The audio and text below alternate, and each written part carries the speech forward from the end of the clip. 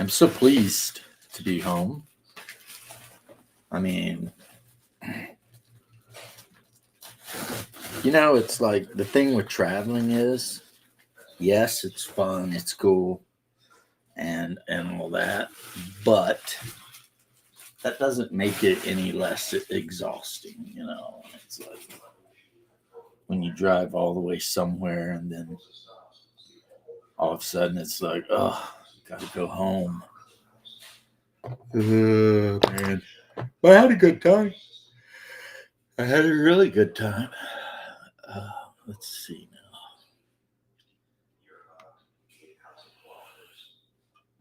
A man George hooked me up with a really cool animation, or not animation, but like picture of like me, but I'm like an old crusty Viking, and my wife is like a warrior maiden, and then the dog's there, and we're like rolling dice. So, uh, you know, I've actually put it, I think, on some of my videos. Showed it to the wife, though. She loved it. She thought it was like really cool. So I'm sure I'll see George at some point, and I'll have to be like, "Hey, bro, thank you. That was really cool." Don't believe we'll be playing any games tomorrow night, just because I recently found out that one of my players and a very close friend just had a close family member pass, and so unless they literally call and be like, "Look, I really want to play," I'm not going to do anything about that. I told her I'd do whatever, if she needs anything at all she's got to do is ask, and then after that, it's kind of out of my hands. I didn't go on the submarine mainly because things were running behind and everything, and the wife and I were really just ready to be home. I mean, the hotel was great, and the dog got to go, so that was good. No complaints, right? No regrets at all. But um, you know, when you're away from home for a while, eventually you're just like, yeah, I'm ready to be home. You know, Here in a second, I'm probably going to reach out and see what my brother's doing and see if I can't bully or guilt him into joining me. Um, I did manage to watch Double D. Uh, there's my brother. I was just getting ready to go on to Messenger, and there's Vic. What's up, Vic? Happy Friday. Happy. Uh, I hope everybody had a decent Thanksgiving. If I remember correctly, Vic said he's making a big lasagna, right? Big lasagna for Thanksgiving. I went up and visited my nephew and his new wife in their new place. You're not you're not feeling well enough to just hang out with me a little bit? Come on, man. Come on. Come on. I've had a hard week, man. Don't do this to me. But anyway, see, that was my guilt skills. Oh, you're working? Well, that sucks. I thought they usually gave like the day after Thanksgiving off, but at least, when I worked, caught a cold, well, that's okay. I mean, Left comes on all the time and he's always got cold. I don't think I've ever had him on when he didn't have something going on. So, I ain't confronted. How's my mom, too? I mean, see, I got a ton of questions to ask you. And it's a lot easier for you if you just talk than it is if you try to type everything out. So, what am I going to build today? You may be asking. Well, it turns out, guys, that I got a fever. And the only cure for my fever is not cowbell, it's more Titans. That's right. And since I already have 4 of the normal Wolfhound Titans, and I've got 2 of them done up in Chaos colors, I decided to pick these guys up. Now, apparently, they run in packs. These are dire wolves, and the main difference is they have an extra weapon, an extra hard point. So I might. I don't know if I'll do one chaos, one not chaos. However it is. Oh man, I love that. Nick Cage against the Machine. Yeah. I'm sorry you're feeling bad, bro. I joined, it's okay. I joined you for a little. Well, I I don't know mean, how long on, no. but See, it's all good now because I've proven that I still own you. So I don't care if you yeah, leave now. you're the fairest to my Cameron. It's like as long as I know that I can guilt you onto the show, I feel okay. I'm like, all right, Did you have a good This Thanksgiving? is, yeah, the wife actually got to come home Wednesday night, Well, I know. and she went up. There's the We other all guy went. that always got a cold. We went up to mom's, and the boys were helping Pop move a bunch of lumber and stuff. And I sat out on the front porch. I didn't take my jacket with me, Not smart. It got cold. and it was very windy. Well, it tends to be very windy on mountaintops. That's just a thing. Yep. At the end of November, it got cold. Dude, it froze where I was in Georgia. I And I mean, was just okay, it didn't freeze, but when we woke up, there was ice on the pond and there's frost. But so I was just so it did laying. drop below 32 at some point, but it came up to 39. Go I ahead. was just laying watching one of my favorite movies, and you decided to do a show. Well, I just got home like an hour ago. The wife and I had to eat. We hadn't ate really today. I've had like an apple, and and then she's doing stuff, and I was like, "Well, I was thinking about putting some stuff together. Do you mind?" And she's like, "No, go ahead." I mean, if you listen real close, you can hear. She's out on the back porch in our Florida room, just beating the shit out of a bottle of water. I might get some more I of was that pumpkin cake. I was watching Kingdom of Heaven. Director's cut. Yes, Yeah, it's got to be the director's cut. Otherwise, I'm not a I fan got of that movie. I got stars today I'm a for fan of you, that movie for one scene, King and that's Baldwin. when Baldwin rides out and is like, I just But wish that. Star Sorry, go on. the Star streaming service is on sale for $12 for a year. now that's good. To Timmy's point, they make Saladin out to be a lot more noble than he was. Now, Not just so that, there but was they got the Crusaders wrong too.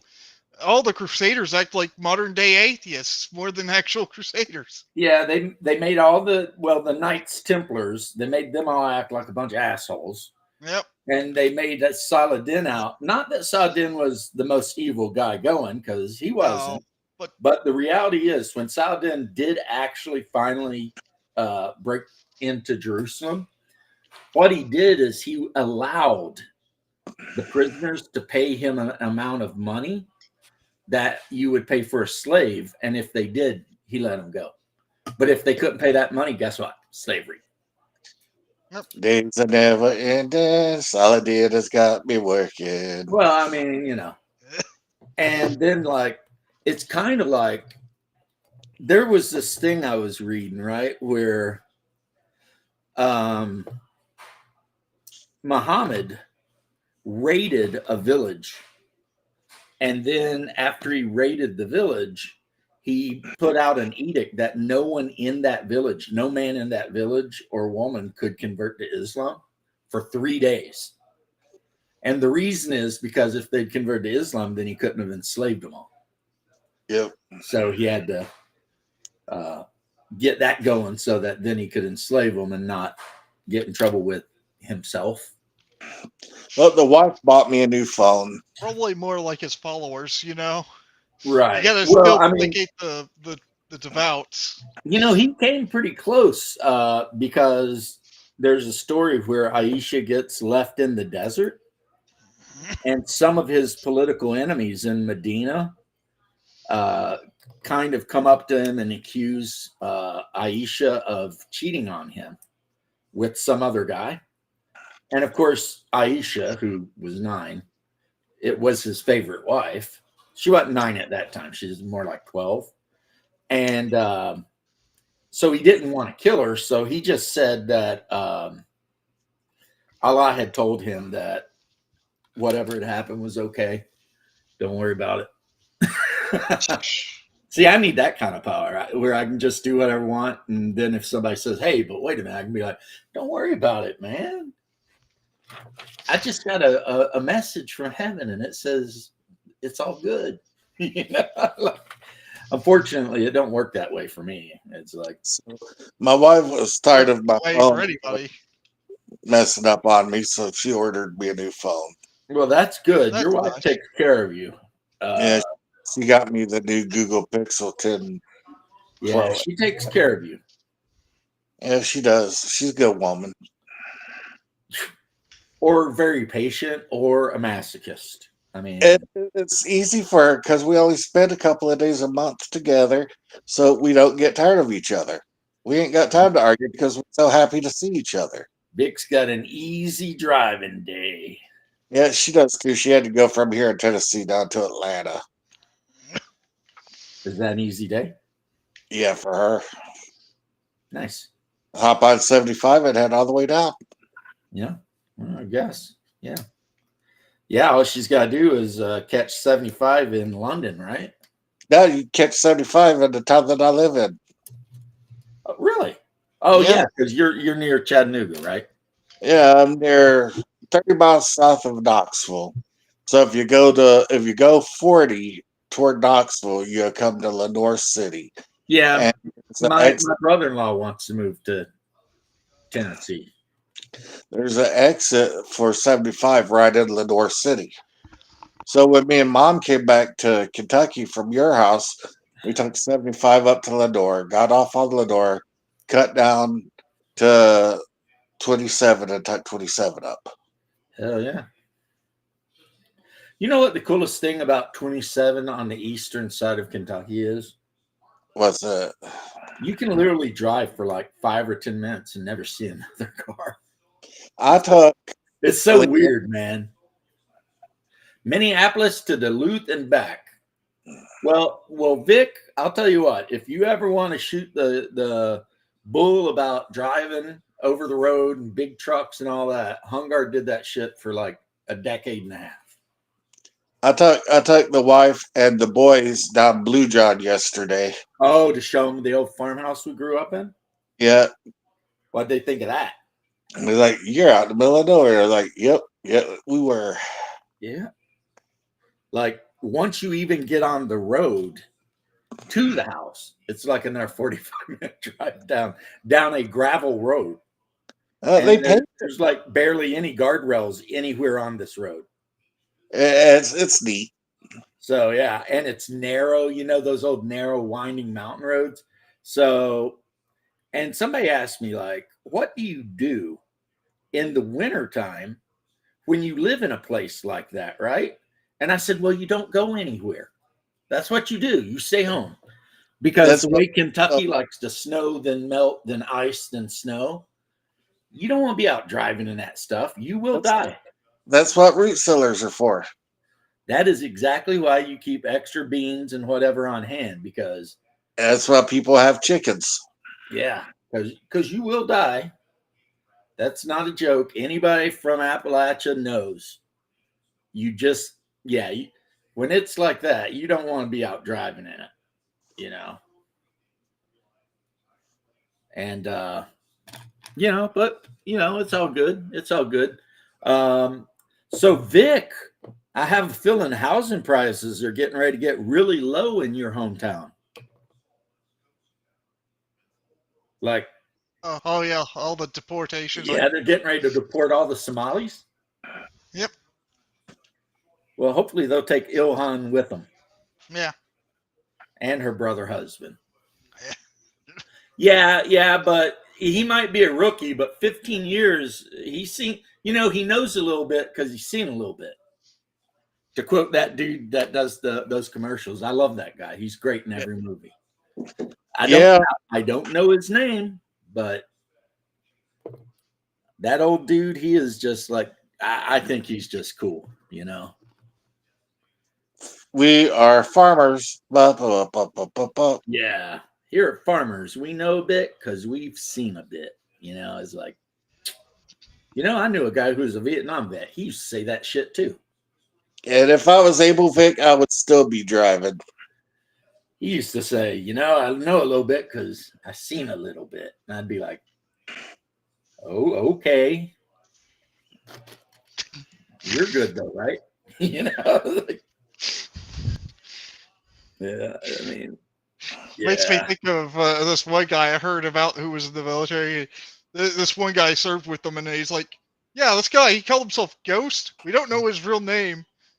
And he just like one night just went up, was like sitting there smoking a cigarette, and I'm asking him, "What's he doing out here?" And he's like, "Have you ever seen a guy's balls in a vice?" And I'm like, "No, Ghost, I haven't. Don't join a gang." Don't join a gang. Holy shit. The best military thing is what's not allowed here? Racism. And what did we learn? They're people now. It's like, I'm gonna go to sleep now. It's like, okay, good night. Oh, Hungar's been watching veteran TV.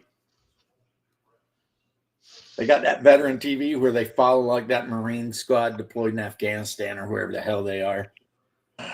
And they're always just like the newest one I've seen, Hungar. There's like this big burly female Marine that just got assigned to do something in the unit, like filtrate water or something. My brother has turned into a robot. Oh, sorry. Our internet sucks. They're being stirred up by the Democrats. It'll end bad, especially after the shooting in D.C. the other day. Yeah. They don't want that smoke, and they're getting ready to get it. Okay, it wasn't me. It was Hungar. It's always one of us, isn't it? Yeah. Always one of us. It is always one of us. But anyway, yeah, she's all like trying to figure out which dude she's going to sleep with first. And like one of the Marines is like, I'm not sleeping with that fat cow. She smells like mac and cheese or some shit. You know what I mean? And she gets mad and like pretty much they get in a fight. And she's all like, I'll tell you what, we're going to fight. And if I win, your ass is mine. And he's like, fine. And they get in a big fight and she wins. So then he has to go have sex with her. Nice. The only unrealistic part is in reality on deployment, if there was a woman there, no matter how ugly or built like a refrigerator she was, She's getting banged out. she's getting ran through by everybody. Everybody was trying to hit that shit. You'd have to be like really like looking like Quasimodo. I mean, and I'm talking about the woman. The woman would have to look like Quasimodo to not have a GI jump on that shit. And even then, some of them still would, Wasn't there some female soldiers that got in trouble over in Saudi? Yeah, I think I've told that story enough, though. Yeah, it don't matter what they look like. You get some 19-year-old freaking. I was not part of that, but to be fair, I heard about it after the fact. Boy, you get 19-year-old boys hopped up on testosterone with automatic weapons out in the desert, and they're like, the desert. We were at the deployment area, like King Fahd, the port. We were at the port. We weren't at King Fahd's military city yet. We were at the port. We were waiting for the Bradleys to catch up because they pandammed us into the AO, right? yeah. And a couple of these freaking RIMF, in the rear with the gear chicks decided they would charge young soldiers like $50 a pop. And when they arrested them, these girls had like $2-3 grand on them each. Now do some math there. Ilhan is stirring the pot. She'll be lucky if she gets to stay. I mean, Hey, we George. know for a fact she lied on her papers and married her brother. That right there is that to me is reason enough to get the hell out of here. See, here's what pisses me off as an ex-army guy. Black Hawk Down. How could you watch Black Hawk Down and then say to yourself, you know what'd be great? Let's import Somalis. Yeah. Because after I watched Black Hawk Down, I was like, you know what would be great? Nuking Somalia right off the map. Yeah. You know, I'm talking genocide, eradication, no more.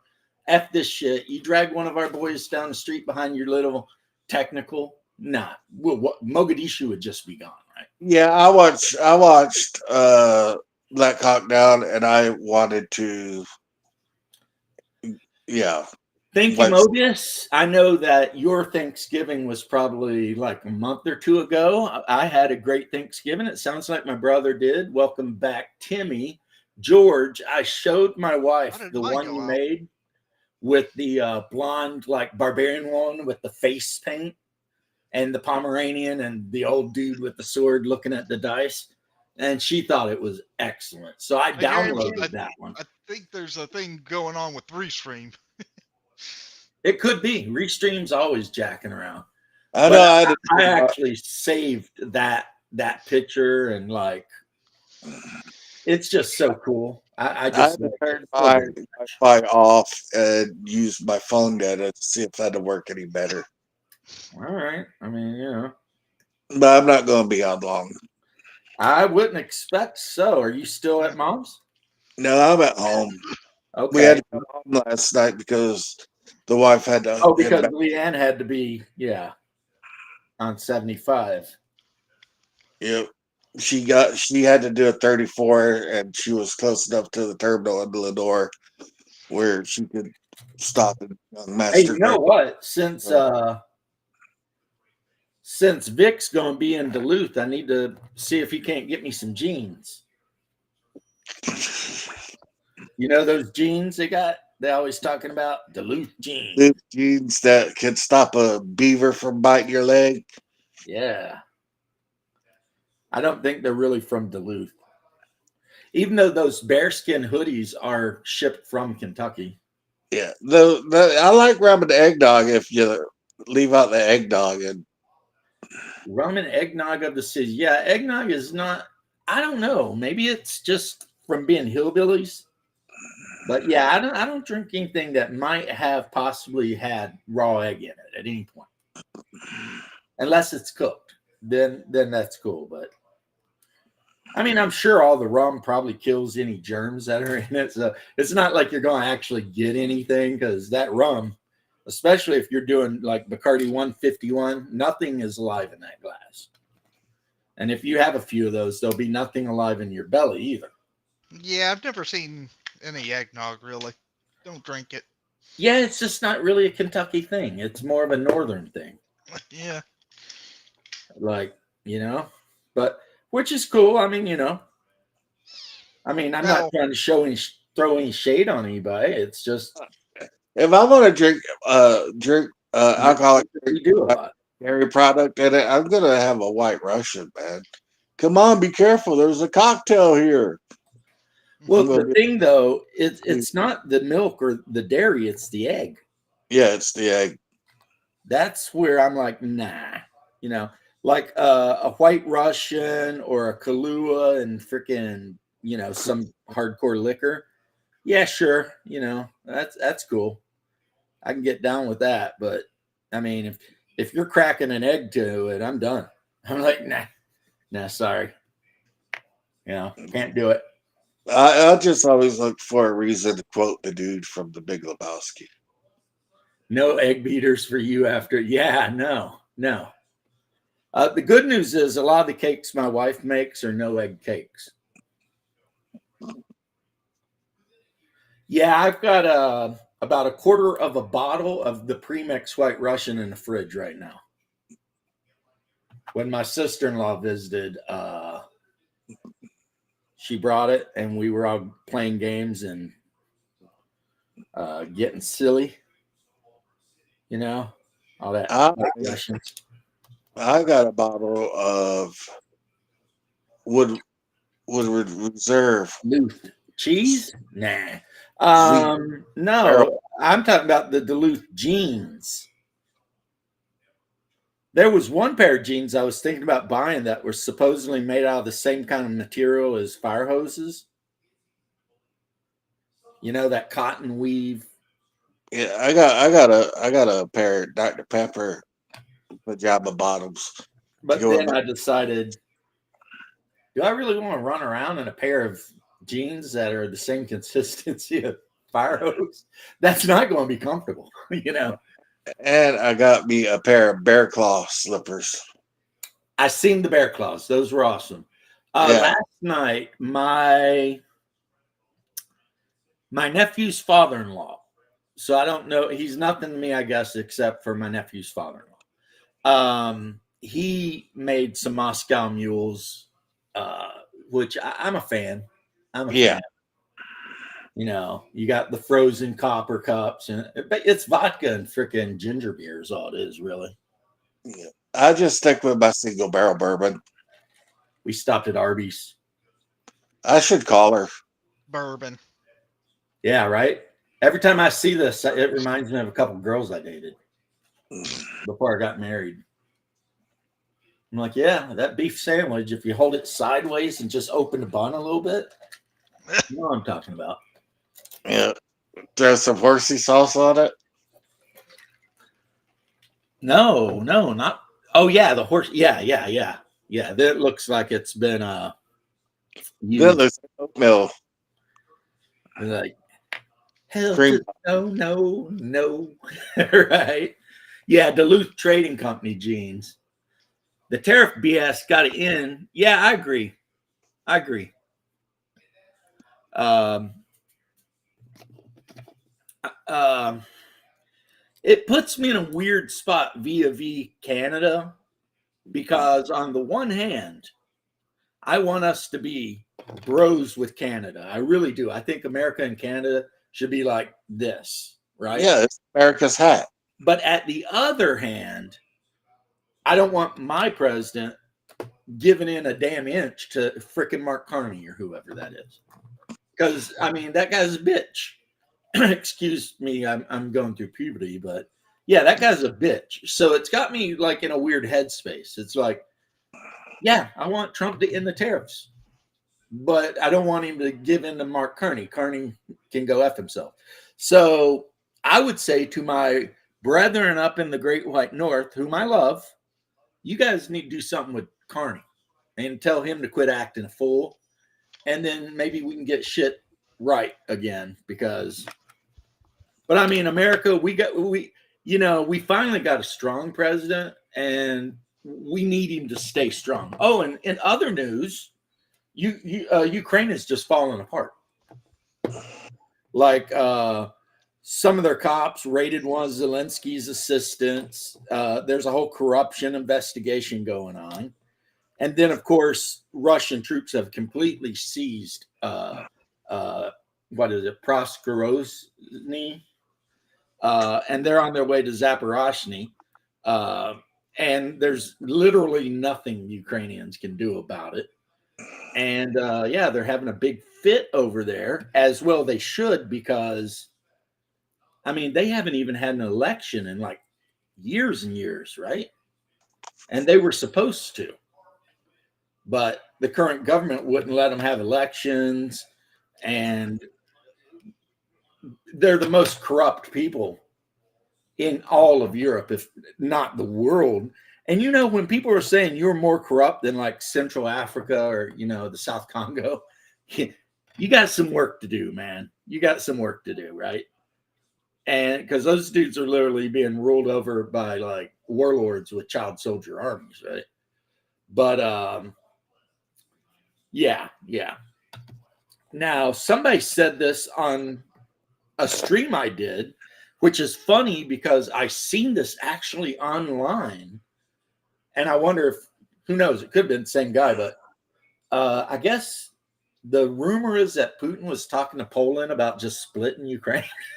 You know, I let think Poland it have all was- the Polish parts of Ukraine, and Russia will just keep the Russian parts. Yeah, I think That it was would the be, second in command who got busted. yeah, it's second in command, and it's just what a mess. I'll tell you what, though, I'm not going to talk about it anymore because I had a whole week to not worry about any of this shit. I talked to my brother-in-law about what kind of character he wants to play and stuff, and he said he's down, except he can't do it in Saturday for a while. Yeah, Bear explained that to me. Apparently, Montreal and Toronto rule everything, and everyone else is just like stuck in the mud or something. He said something like that. I'm gonna, I'm You gonna pick up? I gotta use the bathroom. Yeah, I love you. See ya, Hungar. I love you too. So, Timmy, what games you play this week? The monster said hi to love. Yeah, I will. I've been playing. Well, the last one was Bubba's game, in which we did really good. Did you level? I have not yet. We haven't gotten experience yet. Next session we will, and I probably still didn't get enough to level up yet. We didn't find much, and we only killed a few monsters. It wasn't like a big thing, and one character lost a lot of gear actually. Our elf had a green slime fall on him and eat his armor and in his cloak.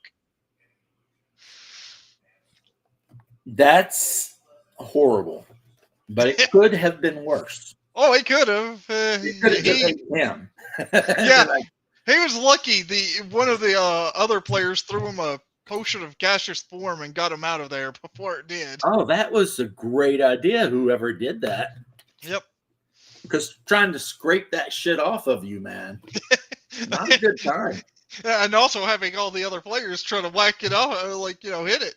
Just like try not to get killing it. If it's on you, if the players are attacking it, then they're going to damage you. Yeah. But Like they DM can said. try to scrape it off. Yeah. And I think that might still damage you. Yeah. But it's the only way to get rid of it. Otherwise, it will just dissolve your entire everything. Yep.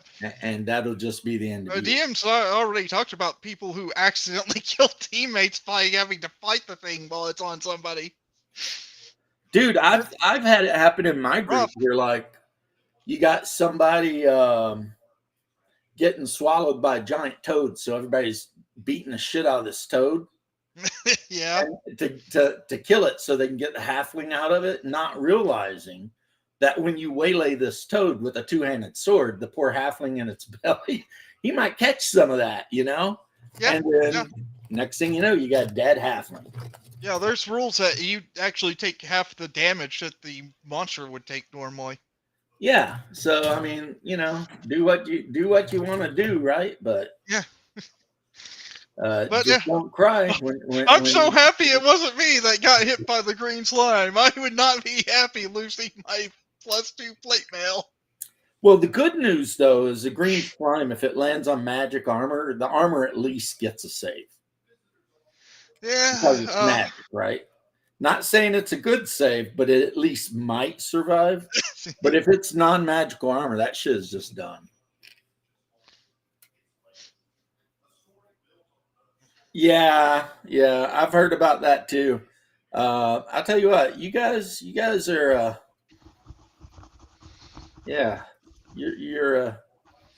Well, I'll tell you what. If we manage to deport the 100, 200, however many 100,000 Somalis out of Minneapolis, there'll be room down there for maybe you guys to move in. Because I guess, I don't know if he'll be able to do it, but the president's saying that there will be no further immigration from any third world countries or any countries that don't like America. And I'm pretty sure that wouldn't include Canada, at least half of you. So, you know. Heck, there's been talks about parts of Canada seceding from Canada. Oh, well, dude, there's been talks about parts of Canada seceding from Canada since like the 70s. True. Like, I mean, now there's more parts, but I mean, Quebec was always like, you know, Yeah. we will go and be our own country. And then there for a while, a couple of years ago, Quebec was talking about joining the French Empire or some shit. And it is just like, what is wrong with you guys? Calm down. Weird. But yeah, another really interesting thing is next session in that game, I'm planning on carousing. Jim's like, aren't you a lawful good paladin? I'm like, no, I'm a chaotic good paladin. Hmm. It's like, what kind of carousing can you do as a lawful good paladin?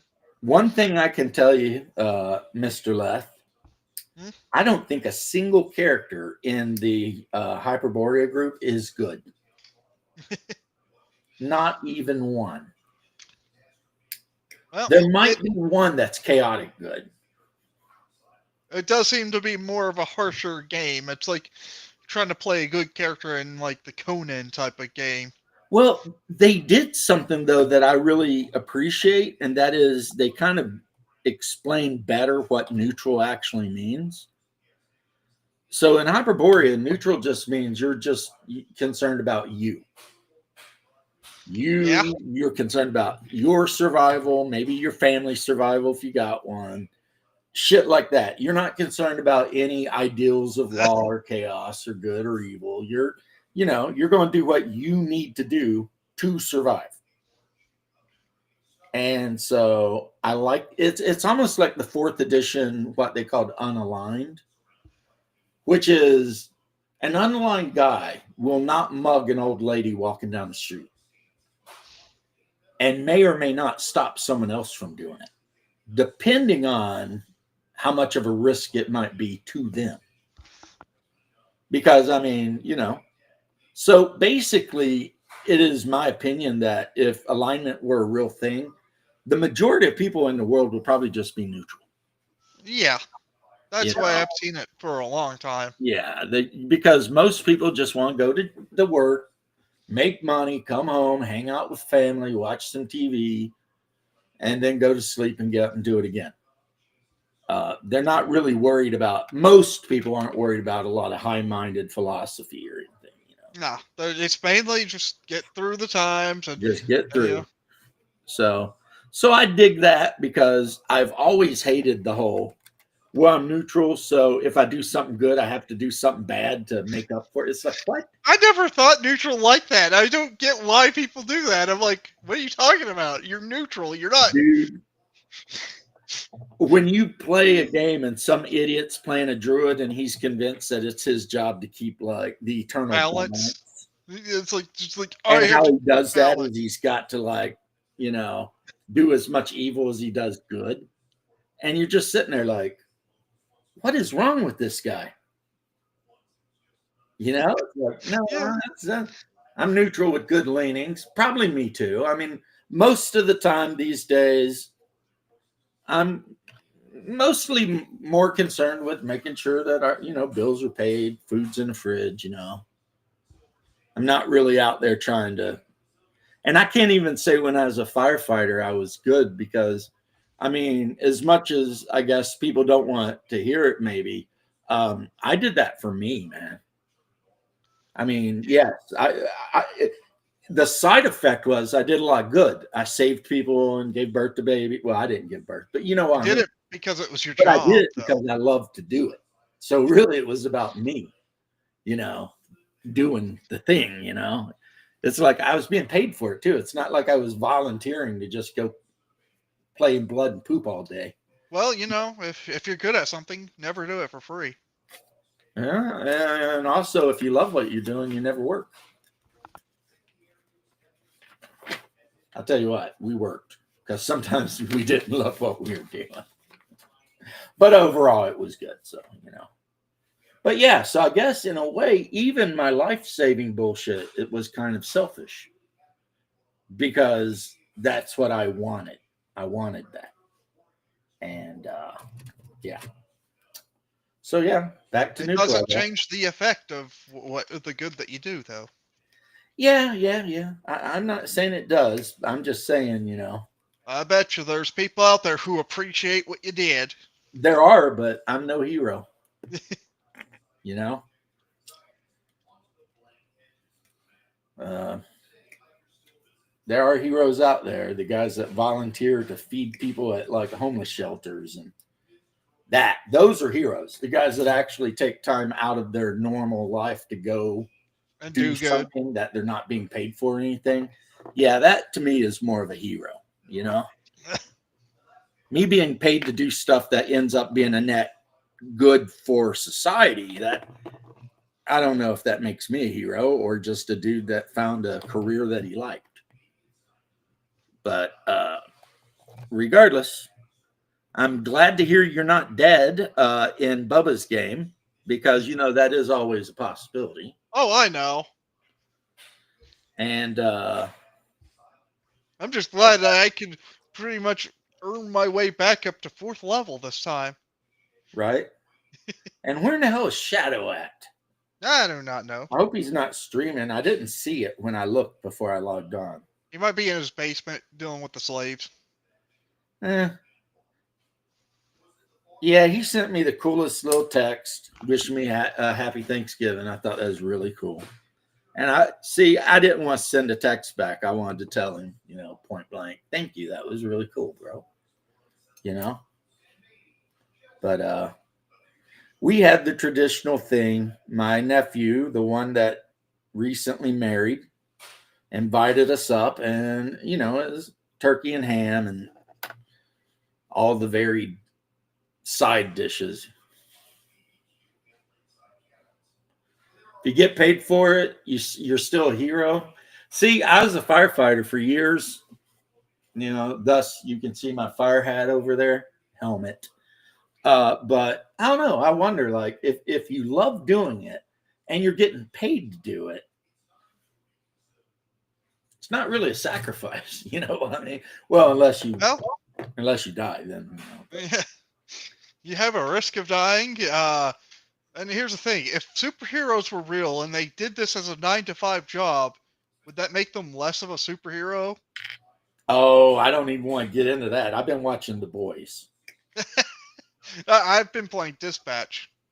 I'm just saying, you know, I've been watching The Boys, so my whole view of superheroes is all janked up right now.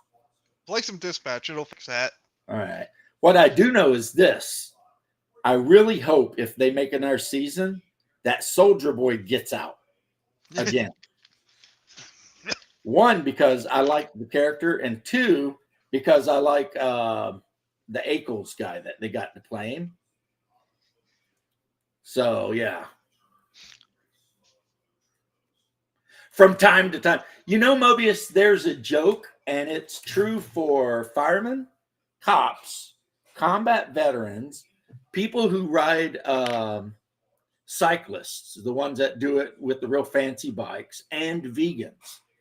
And regardless of what group you want to use, the joke works. And it's like, how do you tell if someone is X? Let's say firefighter. And it's like, you wait 2 minutes, they'll tell you. And it's true.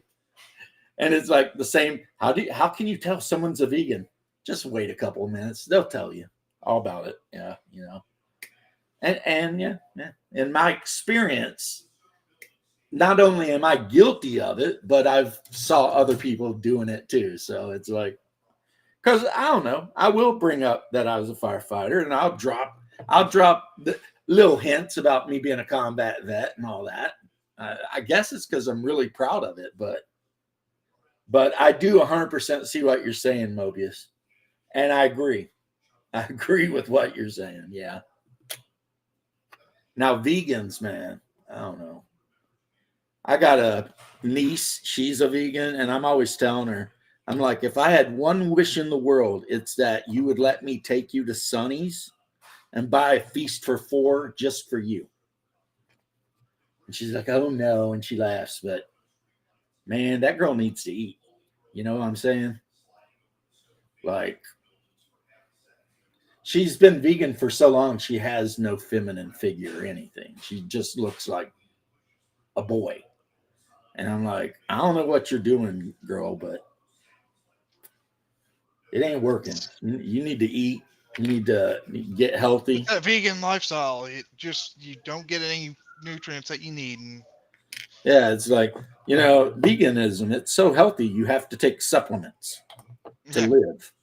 You know who doesn't have to take supplements? A guy eating a steak every day.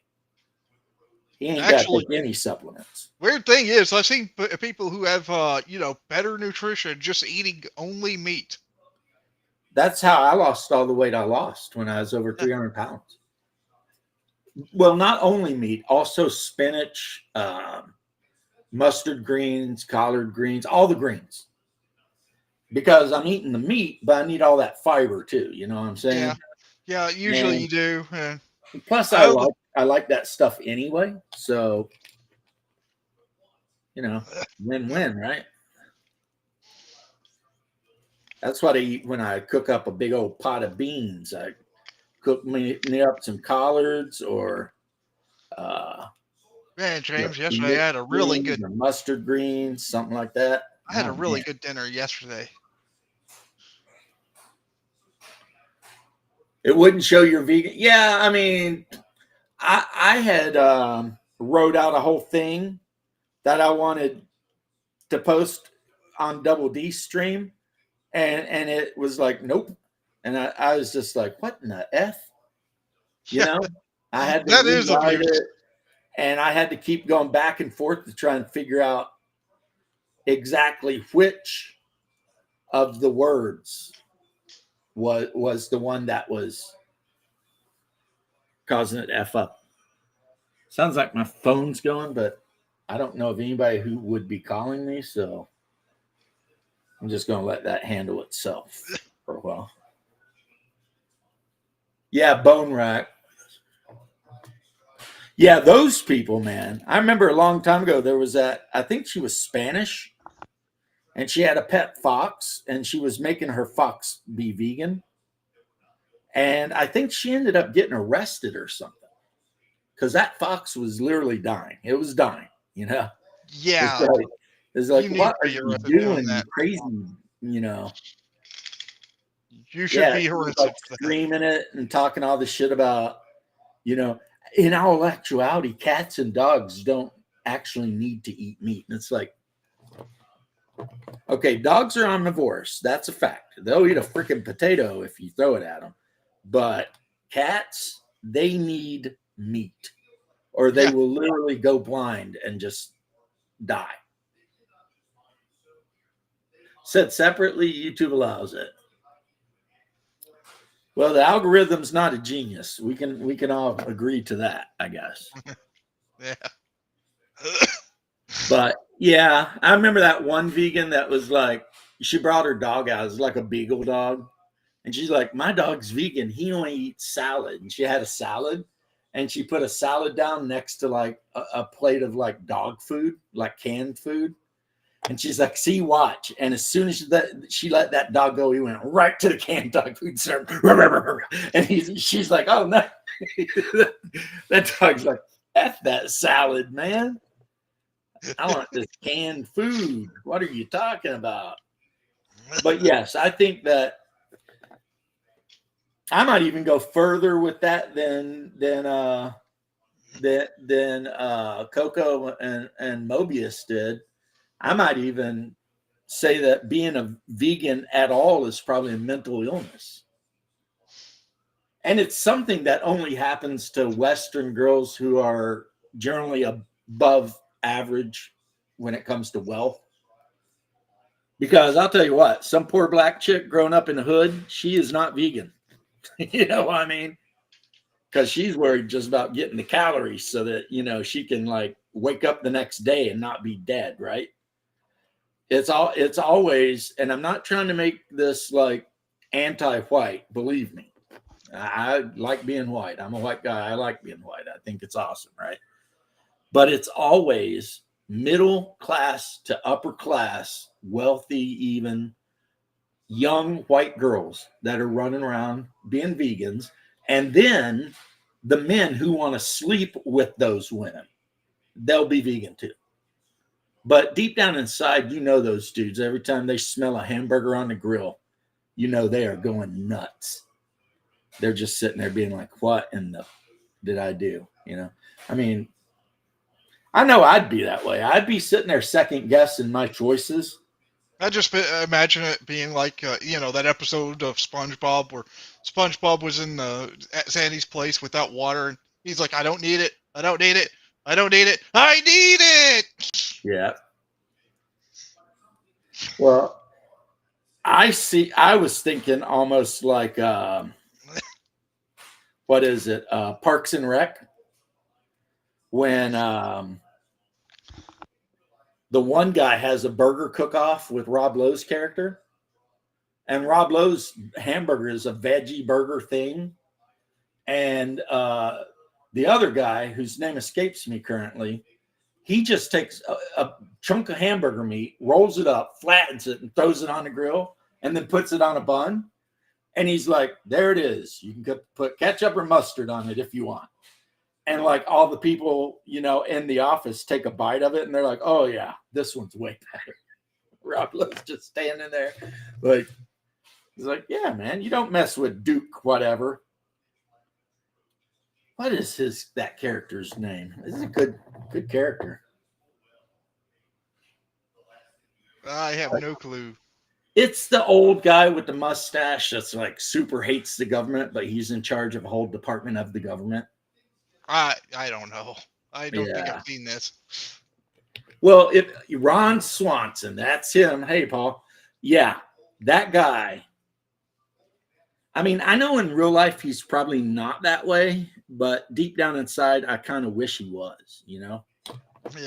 Because Ron Swanson is truly the coolest dude on that whole show. I mean, he keeps a 10-pound container of raw hamburger meat in the drawer at his office. Just in case. That's a weird thing to keep, but okay. Well, I'm sure he switches it out before it gets bad and eats it, right? Because all he eats is meat. He refuses to eat anything that isn't meat. He don't even eat fish. His motto on fish is okay for sport, not okay for eating because it's too much like a vegetable. So it makes me think of that fisherman who gives from Avatar, who gives Sokka a fish, and or gives Aang a fish, and he goes, here. And he's like, I don't eat meat. Fish ain't meat. Right? Yeah, that would be the Ron Swanson thing. Like, that's not meat. Yeah, the one time he went to his favorite steakhouse and it was closed, so he went to like a Waffle House or whatever they got in Indiana and ordered every egg and all of the bacon in the whole restaurant. Yeah, I've seen that, RPG Dad. I know he does have a massive like wood shop, and I've seen him on YouTube. See, I didn't know his political leanings because I assumed they were probably a little left because Hollywood and all that. But I seen him, the guy who plays him actually, and he was showing off a canoe like he had made by hand, a whole canoe. You know what I mean? And that's the kind of woodworking this guy can do. Like he can build a nice, beautiful rocking chair from just lumber. And I mean designs and joint, like me, I can do Amish carpentry, which is basically where you use peg and glue. But this guy, man, he's on a whole different plane. You know what I mean?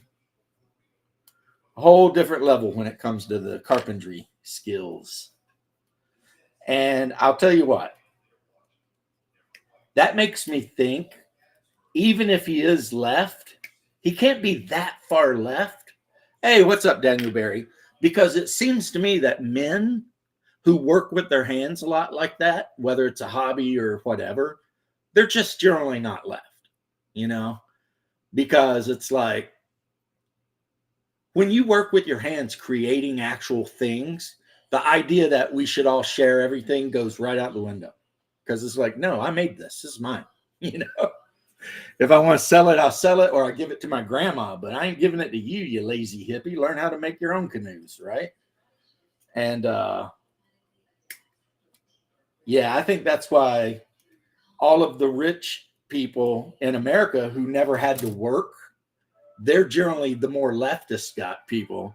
And then, regardless of ethnicity or anything like that, the people who have to be up at 5 a.m, toting block and shit like that, they tend to be more conservative because, you know, I I gotta don't. go. Dinner's Okay, ready. catch you later. See ya. See you, Leth. Oh shit! I forgot to tell Leth about the thing George made of me and Leth and Bruce hanging out. It's really cool. Um, but anyway, that's just my opinion on that. I could totally be wrong, but it does seem to me like farmers and hillbillies and construction workers typically ain't got no time for a lot of that other bullshit because, we're too worried about actually feeding the family and keeping the tax man away from our doors and whatever. Also, there's a little bit of pride here too, like there's something about the feeling you get when you do your own work and stuff like that people who uh, don't actually work hard, they'll never know. You know what I mean? Again, my opinions, and if you disagree with them, you are more than welcome to, and I will still like you. But I know when I worked construction, one of the coolest things would be riding around town, and it probably drove my wife crazy. But like every building I helped build that I worked on, I'd be like, I built that. I helped build that. I helped build that. And I felt good doing it too, man. Felt good doing it.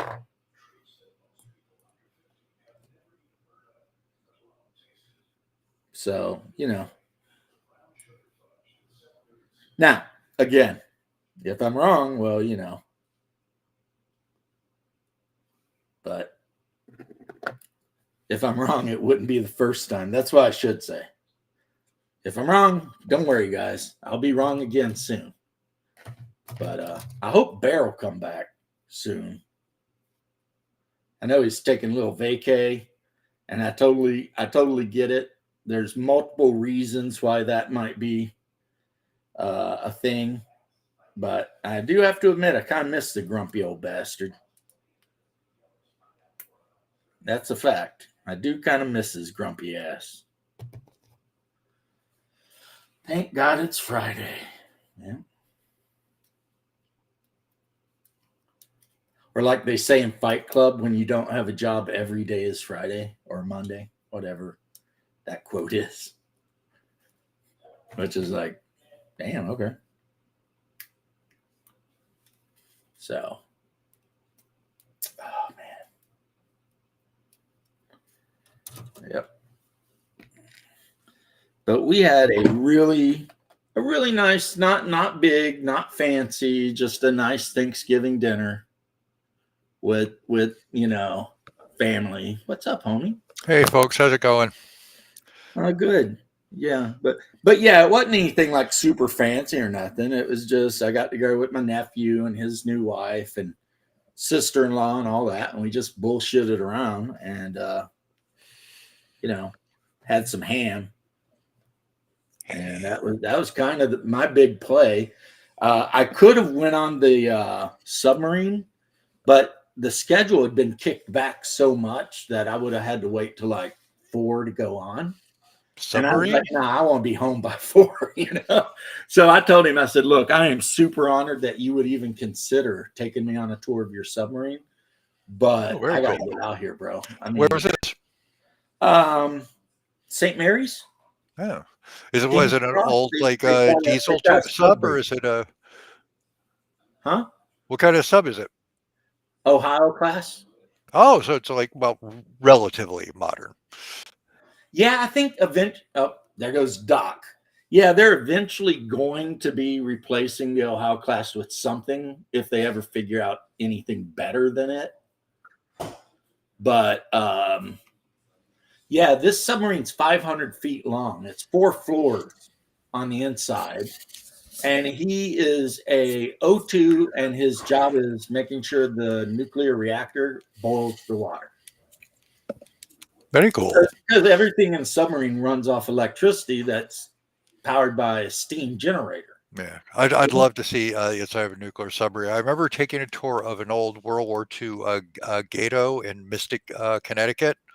They Yep, had one. yep. And they're tiny. Yeah. You could probably shoot that thing out of the torpedo tubes of the yeah. Hey, James Duck, just heading home from your surgery. Big James, I know you said something, but man.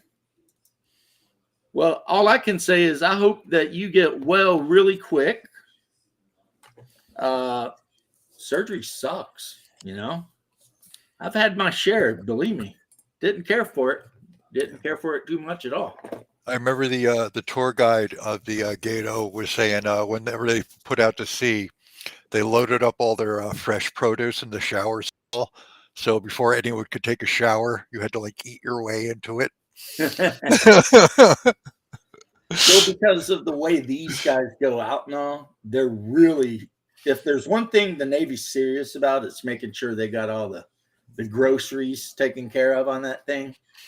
But that's basically their only limiting factor now is how much food and water they can bring. Well, and even water, a lot of them water's not desalinate. problem. They've got a desalinator Yeah. built into the thing. A big old desalinator, man.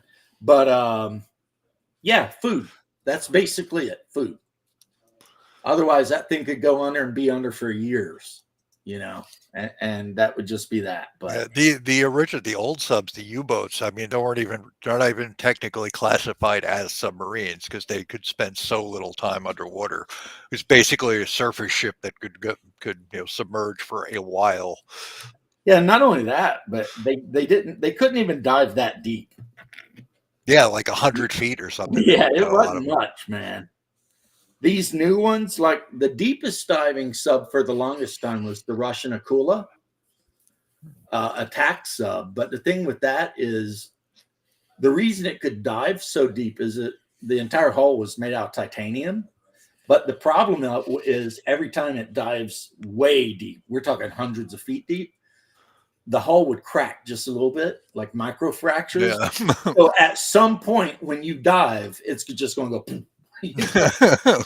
So that one's like, I think they sold a lot of those to China. Like, you guys have this shit. Now, from what I've heard from people who are into that sort of thing, like Clancy and my old brother-in-law who spent like 25 years on a sub, the Russian Akulas, they were really, really fast and could dive really, really far, but their engines were really loud. They had a nuclear reactor, and it sounded like a popcorn machine going off. So if you were the sonar guy, as soon as you heard a pop, pop, pop, pop, you knew there was a Akula somewhere, you know. So, but their job was just to run everything down because they were really fast submarines.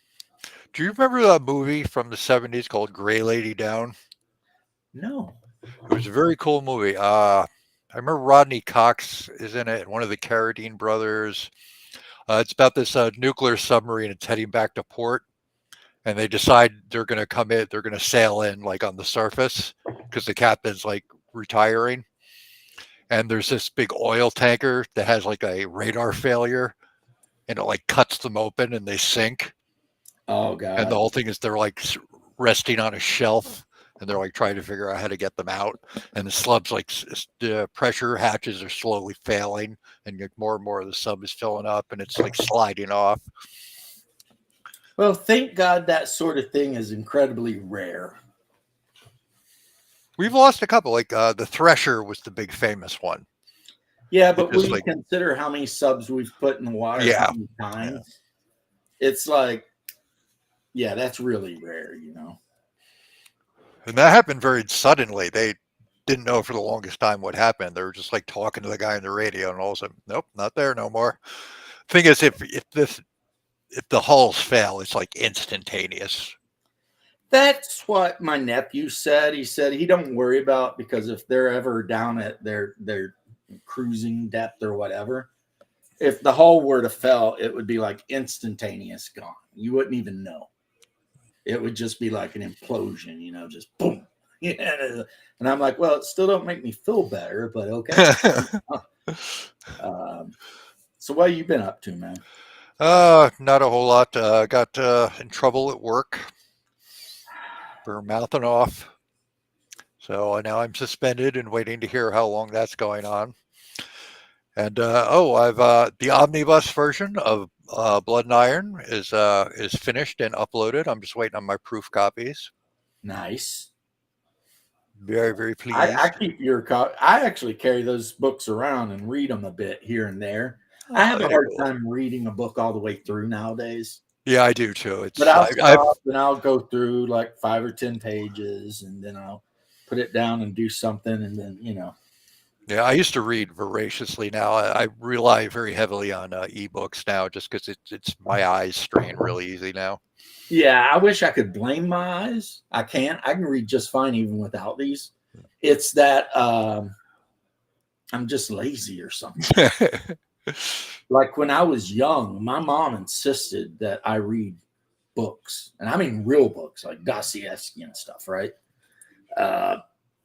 And I could sit down and like read The Hobbit in a weekend, But at some point, I got older and I just stopped being able to have that kind of patience, It's a habit you got to keep up. Yeah, my mom is still a reader. She'll sit down with a novel and just read the whole thing. But that's what she likes to do, and she's been doing it since like 1956. So, I got to let the cat out. He's crying. Hang on. All right. Yeah, gotta let the kitty go.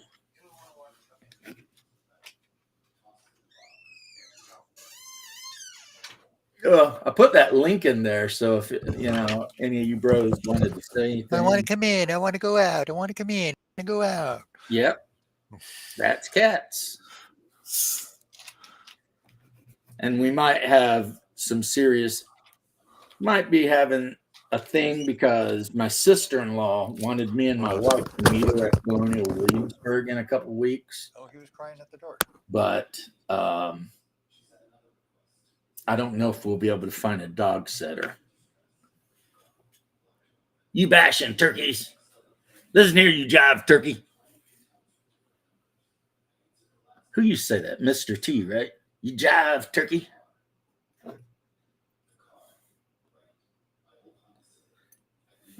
Hey, dirty. Baby, we got your money, dirty. Freaking ODB. His first album, ODB's first solo album, the cover of the album was a picture of his welfare card. Jeez. Talk about shameless, man. That guy.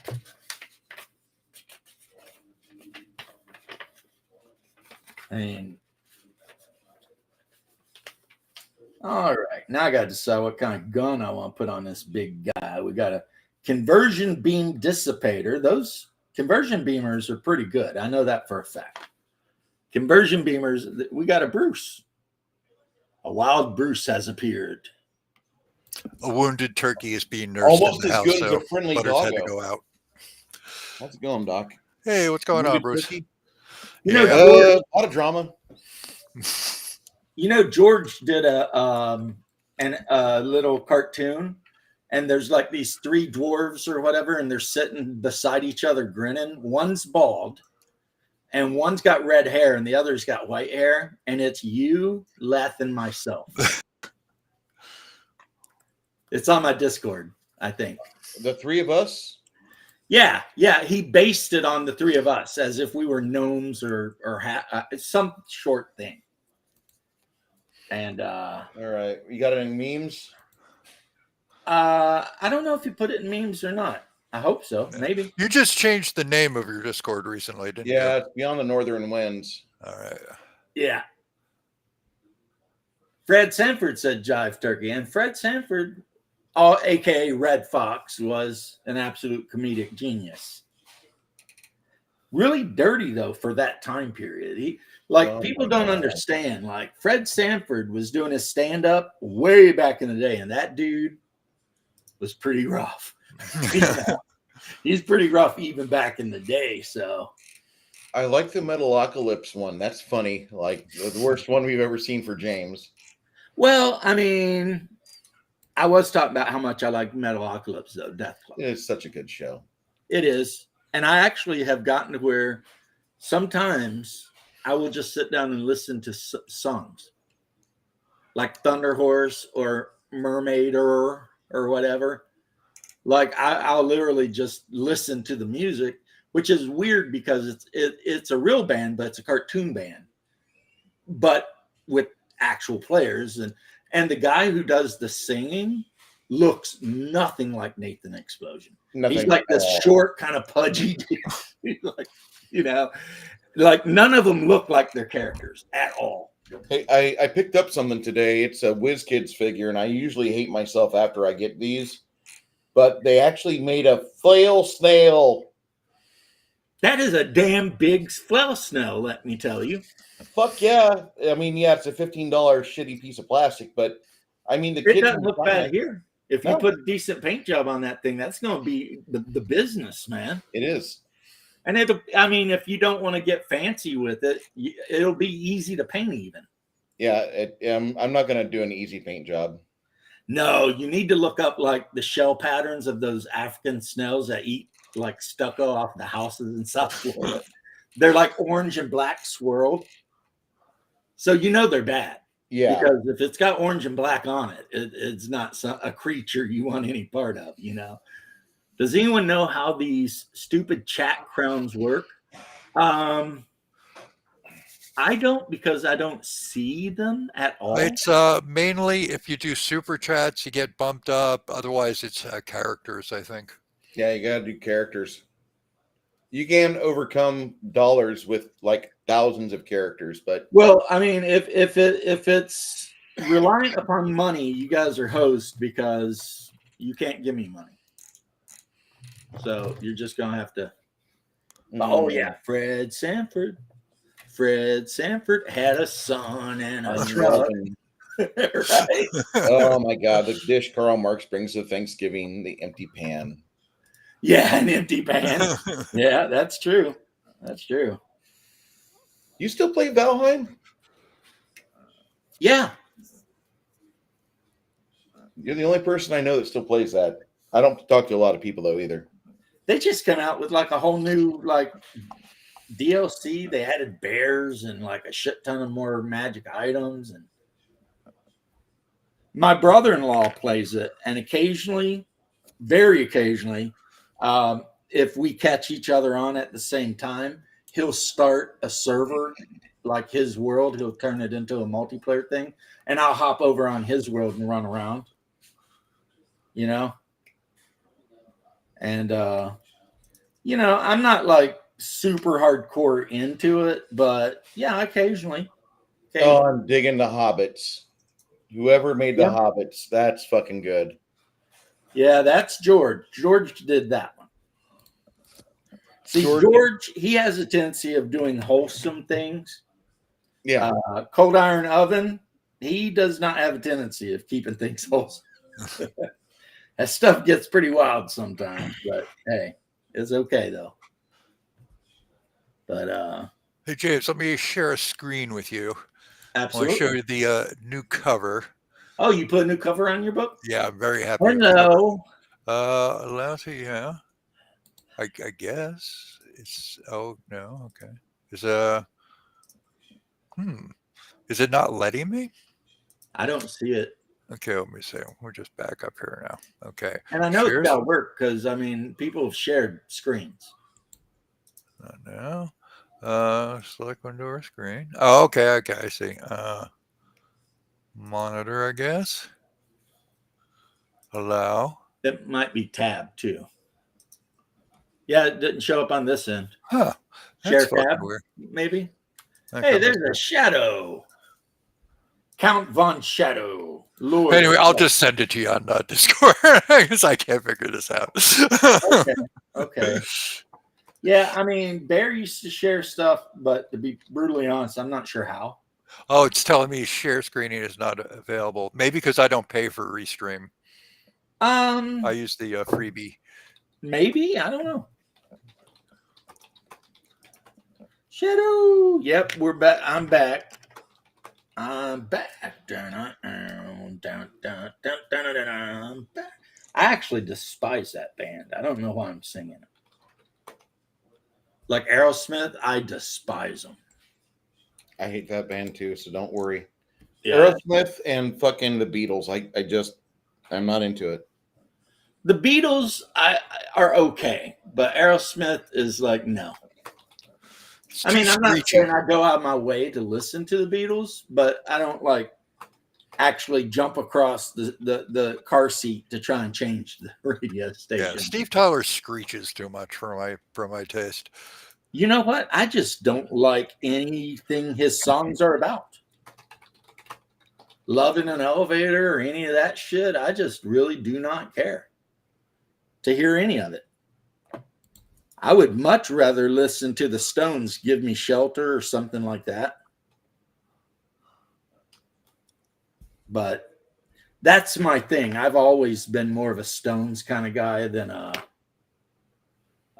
Beatles kind of guy. Yeah. You know what I mean?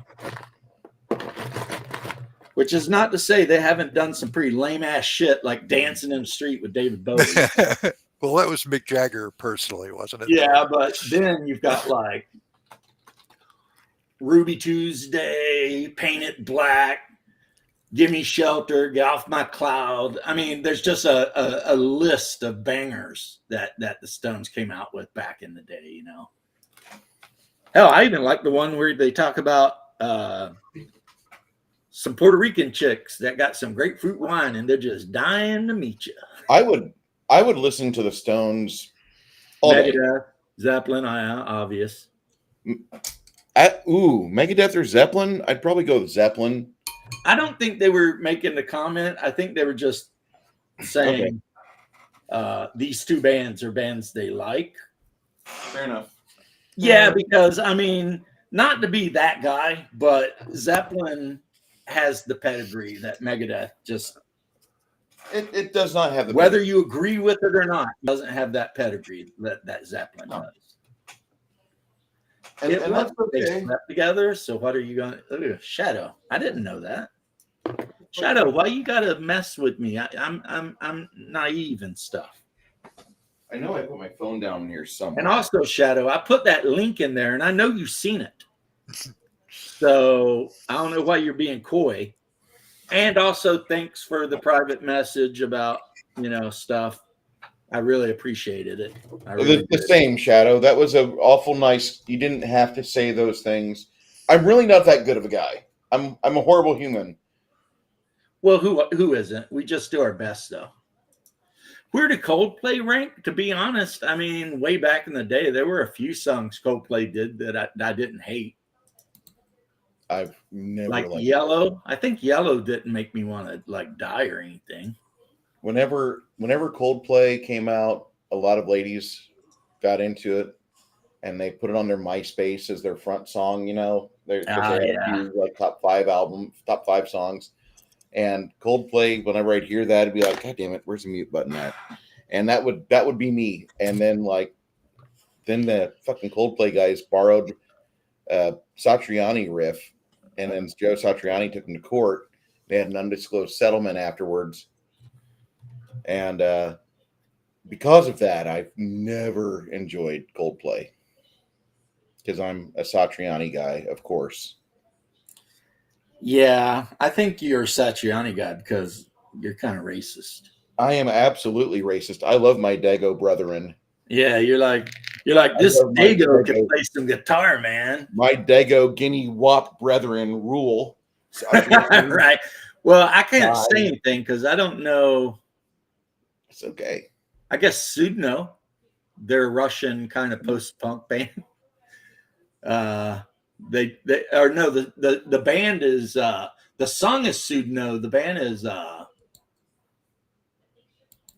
my god, I can't believe I forgot, but They got a song where all they sing about it's an old guy in a nursing home staring at like the bedpan and the window. Have you started to watch Landman yet on Prime or no? No, the last time we watched a show together, the wife and I, we were finishing up The Boys. I'm going to implore you to tune into Landman and just give it a chance. Watch the first 2 episodes. Yeah. Season 2 now. Season 1's great. It kind of reminds me of Yellowstone, and I liked Yellowstone. I think this is better than Yellowstone because this doesn't end with everybody shooting each other, having some big garbage, dramatic, wannabe Hollywood shootout. This is like a bunch of guys talking it out, having a company trying to leverage things, having the guys push back, having lawyers get involved, having lawyers use proper corporate law, having people position themselves. It's a smart show. It's not Yellowstone. God damn it, I hate Yellowstone. Molotoma is the band that did Sudno. Okay. Anything Kevin Costmore gets into, like, it just seems like it has a good start and then it just nosedives. Mm-hmm. I hate to say that. Well, the problem is they went so hard in the first couple seasons that it was like they kind of painted, like a lot of shows do. They paint themselves in a corner. And then it's like they either got to blow everything up or it was all a dream sequence or some shit. That's what they used to do with Dallas. Speaking of JR, is like they pulled the dream sequence bullshit in Dallas so many times, man. You know, I think they did it when JR supposedly got killed and it ended up being like a dream sequence or some shit. It's just like, I don't like that. That's lazy writing is what that is. That's it really is lazy writing. Do you watch Eric Tinkar? Do you see him much or no? No, even though I don't dislike him at all. I'm not a huge fan of some of the people he associates with just because I think they're, bleeding vaginas. But he himself, I think, is pretty cool. Yeah, who is he? I've heard that name. I don't know who that is. He's a guy that's a retired, I think he's either a first sergeant or detective. Yeah, he's a law enforcement guy. He was Leo in New York City, and he got so high up and he retired after his 20 years, 25, whatever it was. And guys, that's no reason to be mean to him just because he was a cop. No, he's pretty solid dude. But if you want to, you can tell him that if he'd only studied a little harder, he could have been a firefighter. That's what we always tell the cops whenever we were working together. You'd be like, the cop would be there, and one of us would be just think, buddy, if you studied harder, you could have been one of us. And the cops are like, I can feel it. Oh, so, but we loved each other, man. I love cops. They always got to go in first. So if there's a bomb or meth or something all over the place, they get to eat that shit. Not me. The best cops I always too valuable. You know what I'm saying? Cops. We used to call them blue canaries. Because you know how the canary in the mine? Beat them down the coal mine first and see if they die. Yeah, that's what the cops are. They're the blue canaries. You send them in, and if they live, then maybe you go in. That works. Anyway, Tinkar seems like a solid enough guy. Yeah, I like Tinkar. I like Joe the lawyer. For some of the people he associates with. I like Glenn, but he used to hang out with this guy. Smokestack Jones is Glenn. Oh wait, you know what? I have watched him a couple times recently. It's like he's an older dude. Yeah, okay. I have seen him. He's not quite sounding like RFK, but if you give him like another 20 years, he could go down that road where he had to. Anyway. Yeah, I found him through Joe the lawyer. I remember. You know what? I am an RFK fan. I'm a huge RFK fan. I just wish I hadn't learned RFK had written poetry. Well, it depends what it was about. Did you see the last fucking habitual line crosser when RFK's impersonator read it? Oh my God. Is it romantic poetry? It's kind of, I'm a river and I will flow through you. That is a good line. It's good, but at the same time, it's like, oh no, oh no. I bet you what though, most older ladies will probably put up with that voice because of that bod. His body, he's got a good figure. He stays in shape. He's got the I right mean, I chemicals. saw that dude do more push-ups than freaking Pete Hesketh. And Yeah. Pete Hesketh is like a freaking Navy SEAL or some shit. He's like 45 years old and mostly fit. And, you know, I mean, I don't have that corpse anymore. And I then don't have that RFK is body at just all. like cranking them out. He just fucking pushes himself. He's great. I was able to do 40 the other day, but the last 3 were shit form. I mean, it happens. shit. It happens. What I've always been told, not that I should be given much advice since I haven't done much in a long time, that it's better to do 5 with correct form than like Yes. 20 with bad form. Yes. Do not do any split. If you can't do push-ups, then like just do them off the knees. And if you can't do them off the knees, then like you need to lose weight. Yeah. Well, you gotta. The form is the thing. Yes. And so in the Army, man, we always had to do elevated diamonds. Oh, yeah. If you were near a wall at any time, if the drill sergeant or whoever wanted to like get you, if you were near a wall, it was like elevate, and you had to put your feet way up, and then you'd be like diamonds. And as you do the push-ups, they'd be like, women love diamonds, women love diamonds, and shit like that. And those ones are hard because it just works that right there. That's how you. I remember in basic, it was calisthenics day was so much better than the run days. And then when I got permanent party, it was the exact opposite. The calisthenics were just so savage. I'm not a fan of running. My knees today, I did up and downs from because not up and downs, but I was going up and down the 4 flights of stairs to the dumpster because I'm getting rid of her stuff and cleaning off the balcony. I did like 6 trips up and down 4 flights of stairs, and I was like, I'm done. We're done. My knees are in pain now. One of our exercises we did, and I have to admit that I absolutely hated it, but we all had to do it. I'll be right back. Bank of America in Orlando has 24 floors. What's up, Janet? How you doing? It's 24 floors from ground floor to the top. And we would go a couple times a year, like maybe 4 or 6 times a year, depending. And you would suit completely up, go on air, SCBA, the whole 9 yards, and then you had to get to the top. 24 flights in full gear in Florida in a not air-conditioned stairwell. It was just like, oh my God. But we did it. And then, like I said about hard work, you always you might feel really crappy while you're doing it, but then when you get done, you feel really kind of good about yourself, So, hello there. Guy. Hello. Hey, what's up? I was going to say, I didn't know you were a groiper. Oh, yeah. I keep forgetting there was also used here. Yeah, that's like the groiper thing, I think. They always say, hello, can we be friends? Yeah. They spell friend wrong. Yeah, F-R-E-N. Yeah. No D at the F-R-E-N. end. But yeah. I recently immigrated from Turkmenistan. It's like, what? Mobius, it's like everything. It sucks while you're doing it. And then when you're done, it's like, oh, that was cool. That's how I felt about basic training. And unlike Doc over here, in basic training, we didn't have run some days, calisthenics some days. We had do calisthenics, then run every day. So, Well, you were infantry, right? Yeah, Benny. Yeah, it's a whole different animal, infantry. Yeah, they kind of need to go places when the car can't take them.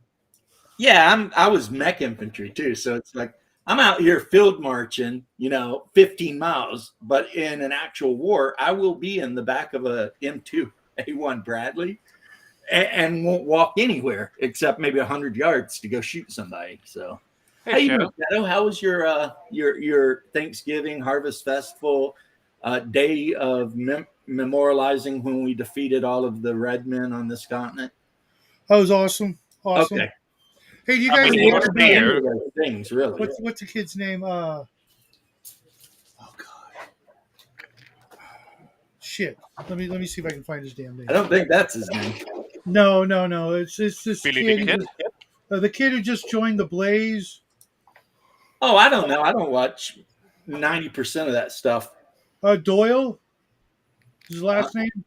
Are you talking about the guy that does the cartoons? No. He's like an Irish Catholic guy, and he does Freedom Tunes or something. No.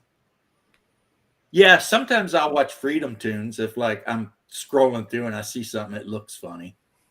Yeah, he does good stuff. I like it. John Doyle. John Doyle. He did a really great thing on Thanksgiving about Manifest Destiny and stuff like that. It was pretty awesome. I recommend checking him out if you're into that kind of thing, and if not, whatever. Mostly I'm into pissing people off. That will definitely piss some people off. So I mean, I seen my boy tear this person apart too, Andrew. This Mexican woman was bitching about America and how America was stolen land, and Andrew Wilson was like, Mexico's stolen land too, right? Oh yeah. Like, Oh yeah. yeah, It's very stolen. Like it's Yeah, like, yeah. if America's stolen land, then Mexico is like twice as stolen. yeah. Everything is stolen land, and if unless you got a time machine, shut the fuck up. There's nothing we can do about it, and I'm not handing over my land. Anybody else feeling like giving up everything they own to people who didn't earn it? Yeah, I didn't think so. Right. yeah, what, you it's don't believe in actually kind of DEI? hilarious with Mexico because there is almost no European power who haven't hold Mexico at least one time, at least 1 year. Including, even though it's not a European power, the United States. Yep. We've owned them multiple times. I think Yeah, two, and- at least two, maybe three. And for some reason, though, we kept giving it back. Like we'd roll in, we'd conquer the whole place, and then be like, all right, we're leaving. Yeah, because it's shit. You can't grow anything there, and Here's the thing, though, and this is just me being, as some people might call a knee-jerk American. With good old American know-how, we could turn that place into a paradise. I mean, it's not that so much that you can. It's just like maybe you will run a little out of patience. I'm just saying, with proper irrigation and modern farming techniques, man. Yeah, I mean, California was a desert almost entirely, and now look at it. So, you know what the real sad thing is? I forget who I was watching, whose show I was watching it on, but during the height of when France owned Mexico and then later they got independent, and before that even Spain owned Mexico, there was a giant chunk that's the center north of Mexico that even went into Texas and Arizona a little bit, and it was the Comanche Nation, and no one ever owned it except for the Comanches, like the Spanish conquistadors and the French legionnaires, and no one went in there because it was like up until we showed up with our cavalry and started ganking the Comanches, like none of those guys from Mexico wanted any piece of that shit. You know what I'm saying? And it was a big place. This is as big as it, like the area they controlled was like the size of Georgia. And literally no one went there because these guys were rough, man.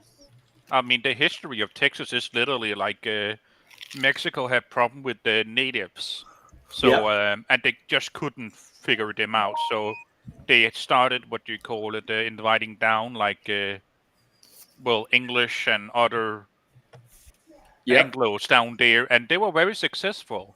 And then they were like, okay, the pre-Texans were okay, let's be under pay you taxes, but then they also like, and now you also have to be Catholic. That's what. Yeah, that is. I think I don't know if it's still true, but I do know used to, if you wanted to be a Mexican citizen, you had to be Roman. Yeah, but that's where the Texans is now, and yeah. Yeah, if you guys watch Fat Electrician, he just did a great video on Sam Houston and the whole. I love that video. Well, I can say this: if there's one thing that my people from the Great Appalachian Mountains was good at. It was ganking Indians. I Yeah. mean, one time Daniel Boone's daughter got kidnapped by a tribe of them, and he ganked them all by himself. He didn't even take anybody. He just took a knife and a He just musket. took a knife in himself, and that was it. Daniel And he Boone. went out there and started jacking fools sick. up, and they gave his daughter and her friend back. His daughter's name was Jemima. So Daniel Boone's daughter was Jemima Boone, and they lived a bit north of where I lived. And yeah, whichever tribe it was, like the Creek or whatever, thought it'd be a good idea to go down there and like kidnap a couple white women. Daniel Boone just jacked them up. They're like, "Yeah, we don't want any of this." But Do anyway, you guys miss the Wonderful World of Disney on Sunday nights with Daniel Boone and I remember watching that, Davy Crockett. Was Yep. a pig. No, there was 2 eras where Disney had Sunday nights. There was the era from like 55 to like 68 or something like that before I was born. And then there was the era from like 85 or 86 to 91 where they had like a 2-hour block for Disney. And that was Yeah, during the for us, Michael it was Eisner, the mid '90s. the Michael Eisner era. We're shortly right before Ray Schneider did the Sequest DSV thing, I think. And for me it was the It was 70s, 80s. Darkwing Duck, Rescue Rangers, Oh yeah, that was good stuff Bad too. to Quack, freaking, I mean, DuckTales. Animaniacs. You know, Was that Animaniacs was Warner Brothers? yeah, but they were all on in a line. But the Disney was like Nice. a 2-hour block, but then Animaniacs Nice. came on too. And after Animaniacs was like the Morphin Power Rangers or something. yeah, And my daughters were of that exact perfect age at that time, you know, like 6 and 7. So they'd get home from school or wherever, and we'd sit on the couch and watch the Disney Power Hour and whatever. Yeah, Disney, you know, Sam Houston, Jake the Snake's brother. No. Yeah, Disney used to be awesome, man. It really was. It really One thing was. I can legitimately say I do not understand, and I don't think anyone will ever make me understand this, is why everyone is so pissed off about Song of the South. Pissed off Because it about what? tells it like it was. No, it's not even bad. It's, I mean, you got Briar Rabbit, Briar Bear, you got Uncle Remus telling the story of Briar Bear and Briar Rabbit and Briar Fox and all that. I mean, it's I not saw like it in the they're dropping theaters. the N-bomb or anything ever. They're just, you know, it's just an that was old a black wholesome dude. movie. It's an old black dude telling freaking about shit. I mean, and those were stories I could like. What do they call it? You know how people They're always, like They're parables. well, not only that, but they were stories that actually meant something to me because I grew up in that kind of culture where everyone was wearing overalls and running around and doing shit. You know what I mean? So, I mean, I could 100% sympathize with those characters. So I don't get it, but whatever, you know. because there was nothing negative about it that they could, use as, There's no way they can paint propaganda. themselves with victimology, you're saying, Shadow? Yeah, it was, everybody there was, just living the way it was and telling it like it was. And when you're trying to rewrite history and Yeah. create, victim mentality, you can't do that when nobody's complaining. So now that we've all sit down and got good and into it, though, Shadow, your video on Planet Ape was pretty good. I liked it. I'm painting some Planet of the Apes minis right now as we speak. Some Yeah, gorillas you with put this one crossbows. out not yesterday, but the day before. I watched Yeah, it. I'm gonna, like Paul said, I'm gonna be the Planet of the Apes guy at least for the foreseeable future. The role playing game. If you liked Star Wars D6, it's great. The artwork is beautiful. The construction of the books is the best in the industry and best in history. I have Hold never on. seen. Hold up. There is one American company that makes hardcover books, and I've never had them come apart from the binding. The Uh-huh. cover, I've beaten the fuck out of the cover. Look at that gilt. Okay, that looks great. How Double long have you used it? bookmarks, leather. What? How long have you used it?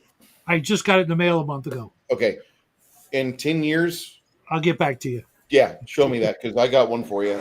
I'll be right back. The artwork in it is all fantastic. Everything looks like oil paintings, but like if you've ever seen an oil painting that looks like a photograph, it's Yep. that kind of art. It's just it's a it's literally a love letter to the franchise, and they just whoever wrote it loved it, and I've been waiting since I was 7 years old for this game, and I got it, and I'm super happy. But I will admit that it's a limited thing. You can't. There's no way you're going to run a 5-year campaign. And a Mobius is 100% right. What's Freaking Mobius? one of the things we get to do down here, which you guys can do too if you want, but you got to go on YouTube, is watch Sheriff Grady Judd showing off all of the pedophiles he keeps arresting at Disney. Amen on that. Amen. They can't That guy arrest. is brutal. He like will show the pictures and names, and We literally need like a modern day witch trial of pedos. And I think That's how Disney World lost its city status. Was for a yeah, cover because of all that bullshit. And then they thought they would fight with. Okay.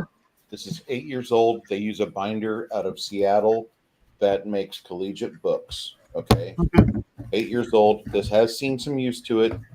Not as much as my Pathfinder Bestiaries, but plenty of use. Oh, What's I the like you, Shadow. You don't have to roll to cast spells in Oh, I remember that one. That's a great Tome of third-party Horrors, book and you had for no, Pathfinder. yeah. There's no rolling to cast spells in Hyperborea. This one here, I've redone the front cover because Yeah, it's been a lot used, but this is a adventure module called the Slumbering Czar Saga. I've heard of it. Yeah, Yeah, it looks like it's got a little of that palladium peel going on in the front cover. yeah, but it is a hardcover, unlike a lot of. but don't hold that against it. This is 2012. I've had this book. You can see coffee stains all along the edging here. I've ran 3 campaigns on this, actually 4, but only 3 of them made it into the third act, where they're at right now. What's it about? Like the premise? The Slumbering Czar Saga? Yeah. Okay. You have an area of the Lost Lands where there's an old trade route, and they're wanting to open that up again because commerce. Yeah. And so you're sent up, and as you go up there, you find out like this area has been contested like hundreds of years ago, and there was forces of armies of light that fought against darkness, and you find out there's a city there, and the city was called Czar. And ancient texts will tell you that it had a sister city further north, but this city was a primary hub of the Orcus worshippers. And so when you're there, you're wandering around the wilderness for a bit, finding clues and such, because when you go towards the gates of the city, if you ever do that, that's not a bad idea until you're like 10th level in Pathfinder. Yeah. You do that, there's a big black tar dragon that rises out of the tar and hits you with acidic, sticky tar, and then you just melt. Well, if you are able to get access to the city otherwise, that's great, but it's kind of difficult because there's a demo dand on the other side of the city. There's a whole bunch of shit that Greg Vaughn said, I'm going to update all this to Pathfinder. And so he does that. And the book is rife with monsters from the bestiary and from previous monster manuals and monstrous manuals that's been updated to Pathfinder with templates, with other things. So there's like a demo dand. That's a possible player character for replacement PC if you had like. Did you just say an emo Dan? I just did. I'm like, so there's some dude in skinny jeans like cutting himself. He's got his hair all long enough. Dude, But it's red. It's all bright red, as is his fur. Yeah. Purplish. But Terry the Demo Dand is a funny NPC. And the players never went back to grab him and assimilate him into their power base, which is funny. But there's there's the exterior of the city waste, which takes from like level 7 to level 10. At level 10, you're supposed to fight Malarix, this gigantic black tar dragon that usually melts players. One of the times he had a half PK, there was a guy that thought he was the shit. I've got a monk of the Order of the Eye or something, blah blah blah, and he basically had the archer off of Diablo and you know. Well, the dragon comes up through the tar, one sundering attempt on that bow, critical, bye bow. And the party just like fell apart after that. Like 4 of the players just completely just died. And then a couple other times, like, hold on, I can just show you this. In the back of these books for Frog God games, which I would recommend, they're older books over the newer ones because newer ones don't have these things. But you have obituary pages, and you notate the name and level of your friend, the player name, and the cause of death. And you get 8 sheets of obituaries to write in. And I'm still writing in character names. I got 2 full pages going on the 3rd right now. Because fucking Frog God Games knows their shit's deadly as fuck. And that's exactly how it should be. A game should not be a walk in the park. I should not see a bunch of fucking tiefling bards waltz through a goddamn dungeon. Go fuck yourself, 5e. I want to pummel the 5e off. So what do you like about first edition Pathfinder? What? So what do you like about first edition Pathfinder? There's a lot of modularity and a lot of wiggle room for a good DM to ignore everything Paizo wrote and just be like going towards the old school mindset where you bring in things from the past. Yeah. You can write in old spells. You can do things. You do have like level limits, like second edition AD&D for like certain spell die caps. They do have that, but they have good feats.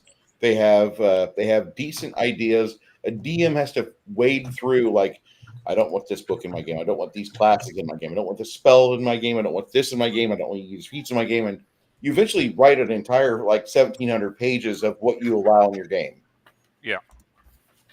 What I don't like about Pathfinder is the round by round combat. That is absolute shit starting at level 6. And whoever thought that was a good idea to continue from 3.5 needs to get beaten to death with a chancla. Fuck you. Oh my goodness. I fucking hate round by round combat.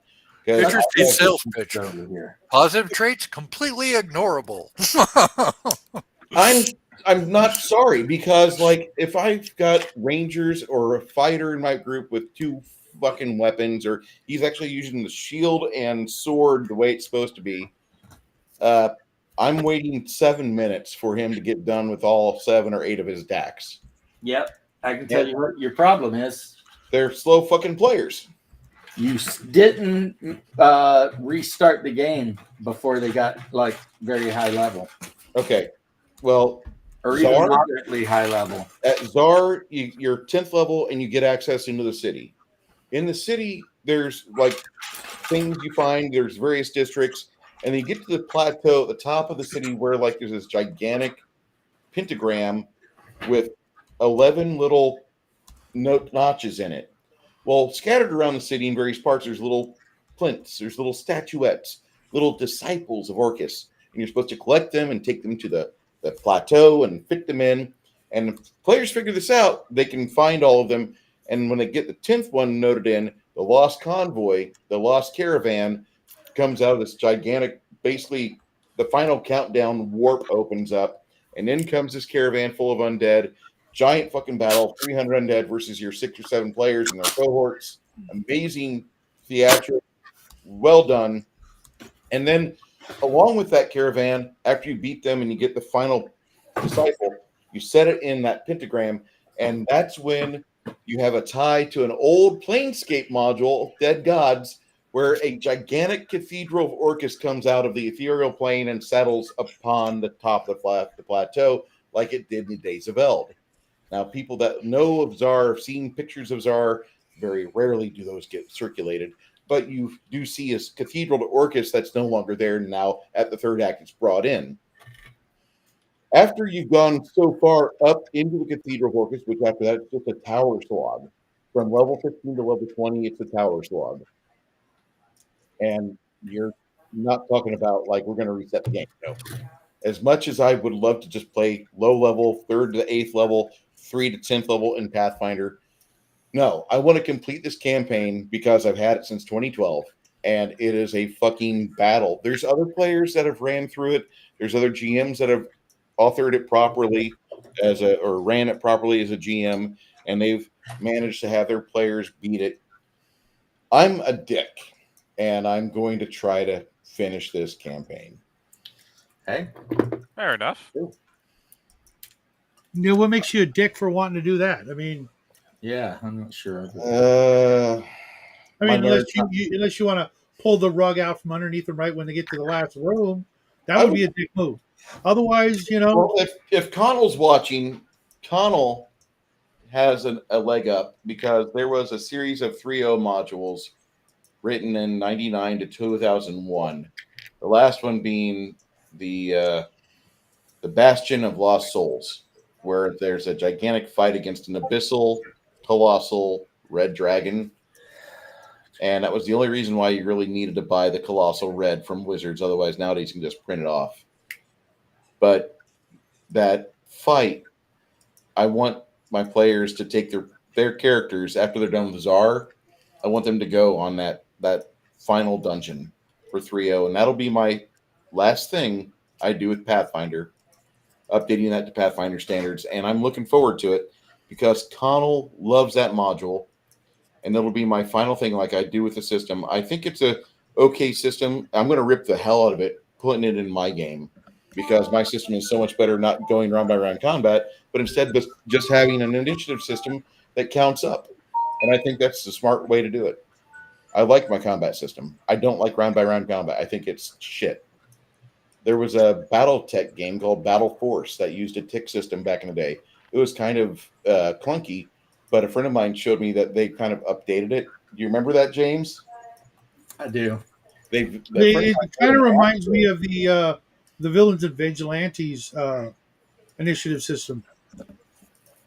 Yeah, this was like, okay, well, Janet's in the chat. Whatever your speed was, like whenever a number ticked up, you could make a move. But it was like, so if a mech had a speed of 7, then you would go on like 7, 6, 5, 4, 3, 2, 1.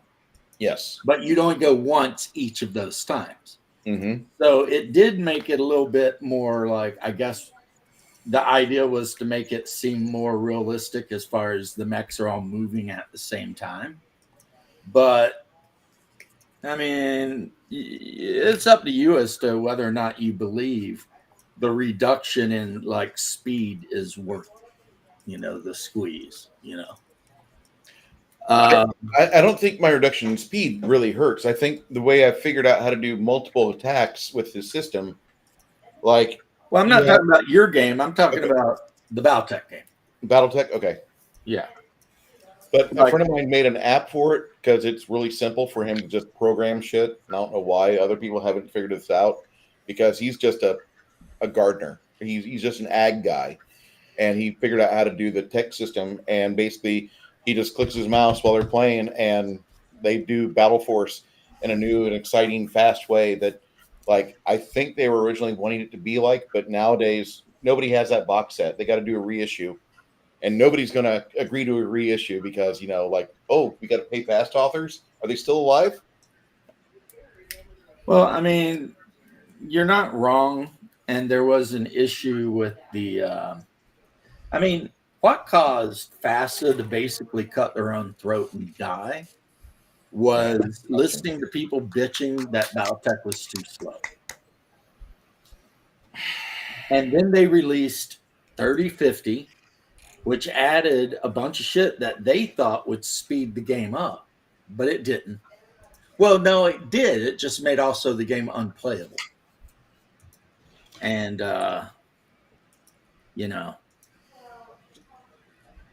Now, the game that really did mech combat the best of all of them, believe it or not, is 2nd edition War Machine. Okay, I never played 2nd Ed War Machine. I played War Machine and I played Hordes. Right. Well, I mean, 2nd edition just cleaned a bunch of stuff up. I'm not even certain there was anything needing cleaned up on it, because in first ed I remember the game progressing like butter. It was amazing. Okay, in second edition, you could not just keep your enemy's jack knocked down, because there was a way, if you knew what you're doing, where you could run up, knock an enemy jack on his ass, and keep him down for the whole game. You wouldn't hurt him, but you just keep him down. And I like that idea. They I'm hated a wrestler. that, so they got rid of that. Okay, so second edition sounds gay and retarded. Let's scrap that. Go back to first. Just like that. No, second edition fixed a lot of stuff that the first edition people didn't like. It was the most popular edition. What are you talking about? I don't know what version of it I played. I just know I played a really smooth version of Hordes because I had trolls and I loved eating their souls. The fucking people that played Minoth hated me. Oh, I wouldn't have hated you. I would have loved you. I played against trolls with my Minoth army. I crushed them. I crushed everyone in my actual game store. We're gonna need to get together, James. I know. But do you know the floating nun that has all the monks pulling her around on chains? Yeah, I love her. Yeah, her special ability is that if she is the lead war caster in your army, all jacks that have no ranged weapons cost much less. Mm-hmm. So I would field her in like you just like throw nothing but jacks out there. Well, I always threw in a couple of paladins too, because let's be serious, paladins are badass. And wait. Why didn't you use the grenadiers? The rocket launcher guys. Okay. Not the rocket launcher guys. I used the zealots, and I gave them the crossbear, because once per game, if you got the crossbear in the unit of the zealots, you can activate it, and it makes them completely immune to all damage for the whole turn. And then they just run up and chuck hand grenades at everyone.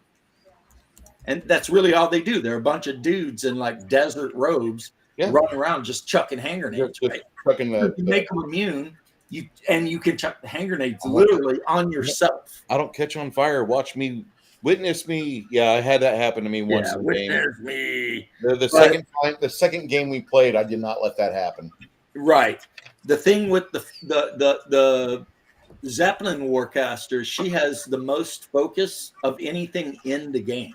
Mm-hmm. So you can build an army with like 11 total jacks. She has enough focus that they can all do stuff. And that's really insane. The fact that she has 10 focus.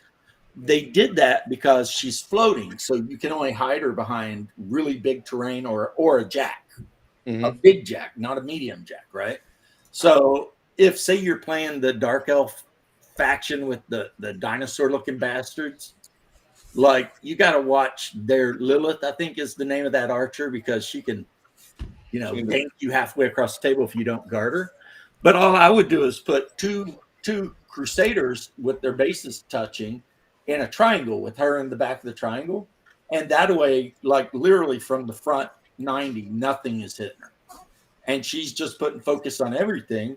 And then the 11th jack, which I got cheaper because it has no ranged weapons, is the Avatar of Minoth, which is the jack that produces its own focus. Yes. What's a jack? That dude. A jack is a mech. A jack is a mech. They call them war jacks, right? Yeah. And they're giant belching steam exhaust coming off them. So the entire game is just Minoth is the only jack in the game that produces its own focus. Because according to the lore, it's actually possessed by the spirit of a god. Yeah, it's pretty good. And War Machine and Hordes are also compatible with a game called Mercenaries. And so those three games can be interbred and mixed, and you can have gigantic campaigns of just fucking Mercenaries was so wild and wacky shit. I know the one mercenary team had the freaking jack that if it used its power, it knocked everyone near it on their ass. Yeah. So you would run that thing up into the middle of an enemy jack ball and just freaking knock everyone down. I like that, but my favorite team for flavor was the Pirates, that they had the medic, and he had the cigar, which was like 3/4 of it was ash, and you was supposed to be painted up all nasty with a dirt under every fucking like crack and crevice on his body, and he'd walk within like an inch of the wounded guy, and the wounded guy made a test. And if he made the test right, he would get up and be like, "I'm fine. Don't hurt. No, I'm good. I'm good. I'm not wounded. Don't touch me." And he would gain his wound point back. Yeah, one of the reasons that the prophetess was so good also is your warcasters are mages that can use their magical power to control the war jacks, right? Mm-hmm. But they also have spells. Mm-hmm. And all of her spells were buffs and heals. Mm-hmm. So, like, if one of my paladins took a bunch of damage and was looking rough, I could spend one focus and heal that dude. Just be like, boom, there he is again. And for like 15 points, you could add a mech mechanic. And they could just run around, and they had to do everything was done by tests. You had to roll die and roll like under a number or something. But if she made her repair test, she could repair the jacks, take damage off of them. So basically, because anyone facing me would be facing 8 large jacks just coming across the table at them full blast. A lot of armies just don't know how to deal with that. You know, I would sometimes lose a jack or two, but you know, Crusaders are really strong. Their only downside is they have no range weapon, but they got big effing mace. Yeah, they got great mechs. Don't get me wrong. My favorite trolls are the gigantic trolls that just like. There's the big troll that he's got the little goblin mounted on his head with like a 50 cal machine gun, and as he's running up to melee you, the little goblin's softening him up. But he does have to make a test, I believe, every round where he doesn't try to swipe the goblin and eat him. Yeah, because you had the one trolls that weren't much bigger than the Minoth heavy armor guys. But then you had the other troll, and it was like a mountain troll or something. That thing was huge. I've got that. Yeah, that guy was good. The other army I played, Bruce, I know we're boring the hell out of everyone else, is Cricks. I never played with Cricks. Nobody had Cricks. I played Cricks, and I played the Undead Elf. There's an Undead Elf you can take as your warcaster, and he has this beautiful elven maiden with him. And his special thing is, one, you build an army around wraiths with him. So, you know, the floating guys with two-handed axe. Yep. So he leads your wraiths, and the special ability is the female elf, his girlfriend, that you hide her, because if he ever dies, you can take her off the table and put him on at full health again. His name was something Gore Fiend or something like that, but he had at one time been an elf and got, you know, done in by. Cricks were basically a weird blend of necromancers and steampunk scientists. Mm-hmm. So like they one of the cheapest things you can buy for your Cricks army was like zombies, but these zombies had steam powered power fists, like piston powered. So they'd run up on you with the big steam engine on their back and use these freaking jackhammers, plow, you know, and stuff like that. So it's necromancers and Frankenstein. Yeah, 100%. Yeah. And then the elves are all pretty much evil bastards. And Minoth is pretty much religious zealots that worship the God of man and hate every super Catholics, as we call them. Super something. Hey guys, I gotta run. I gotta deal with some Amazon thing that's giving me a headache. I will talk to you all have later. a good one. God bless. Yeah, both have a of good you. one. Have a good weekend, man. But yeah, it was a great game, and then one day no one played it. I don't know what happened with Privateer. Like it just fell out of favor. Something happened. Like it dried up in Illinois, it dried up in Texas, and I came down here to Corpus. I played 3 games of it, and then nobody wanted to bring their armies. They all wanted to play that gay game called Warhammer, the faggot one. Yeah, But you got to be like that. because I hate Warhammer to a dying day. I think it's the stupidest fucking rule set I've ever seen. The Okay, miniature- rule set. Okay, yeah. The rule The set. rule set for Warhammer, any version of Warhammer, be it Necromunda, Warhammer, Fantasy, 40K, I don't give a shit. It's all ass. Original like- Necromunda I liked. New Necromunda I'm not a fan of. You guys can wipe toilet paper across your freshly chilied asshole, and you could have better fucking rules than anything GW's made. Man of War was perfect, and I've yet to see a game that compares. Yeah, Manowar is a really good game. If you've never played it, I own it. It's I've really good. never played Man of War. You know what happened with that? It died 35 fucking years ago. And they never brought it back for some reason. No, that is the most requested thing. But in the apparently GW it sold catalog. very well.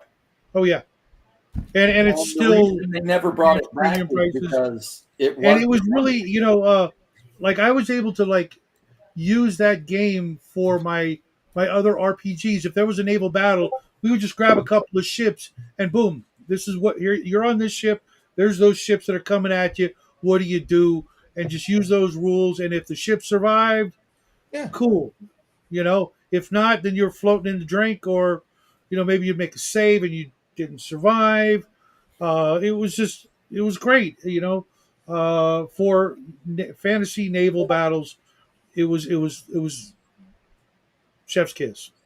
Well, yeah, the thing with it though, I think this is my speculation based on the fact that I've been screwed over by Games Workshop a lot over the last 40 years or 30 years. The problem with Manowar is once they put out like the third set that added flyers, there was simply just nothing else to do. So they let it go because it wasn't ever going to be a moneymaker, They put out every fleet, they put out flyers for every fleet, they put out monsters, and then it was like they were like, yeah, screw it, it's done. Yeah, they really had nowhere else to go other than make like campaign or things like that, like where you get two armies or two navies, and you start with this, with these goals, and then depending on who wins, you go to the next goals. Some sort of campaign setup. Yeah, Shadow, you are giving Games Workshop way too much credit. I know. I mean, whatever the stupidest business move is, that is 100% guaranteed the one they will do. Yep, you can count on it. I mean, those guys. I don't know how they're a multi-billion-dollar company the way they act. I question that all the time. Well, a lot of their games back in the day, up to a certain point, you could buy a box, and that was like you could get a lot of play out of a single box. Necromunda, Man of War, Space Hulk, being the apogee of those, and even their like Warhammer, their hero Advanced Hero Quest, or what was the other one I didn't play? But those kind of one box and you're done kind of games probably sold like crazy, and they were each and every one was like a gateway to the hobby. But a lot of people probably just bought that and they were good. I have a question. So you're asking like how do I make money, James? Space Marines, lieutenants specifically. Yeah, I mean, I think it's basically PR. They're like they are selling some products, but it's mostly like they appear to be big, so investors come in. Right. Well, I think that's how they earn money, actually. From like BlackRock and Vanguard. Yeah, Vanguard. But the thing too is when I said lieutenants, it's kind of a joke because for the longest time, Games Workshop would tease like a new miniature's coming out, and for like 12 times in a row, it would be a Space Marine lieutenant in some slightly different pose or variation with different weapons or something. Mm-hmm. And it become like the hugest joke during like 8th and 9th edition. It's like, oh, here comes the lieutenant. It's just like, what is this? Put something else out. There's actual miniatures in your codexes that you've never made. Maybe make one of those, that'd be nice. But that is a common criticism I heard, that like, you have all these custom, what do you call it, Space Marine chapters. Why aren't you using them? Or like when you make games or RPGs, like make like a paragraph description or just use some. But they always default back to the big ones.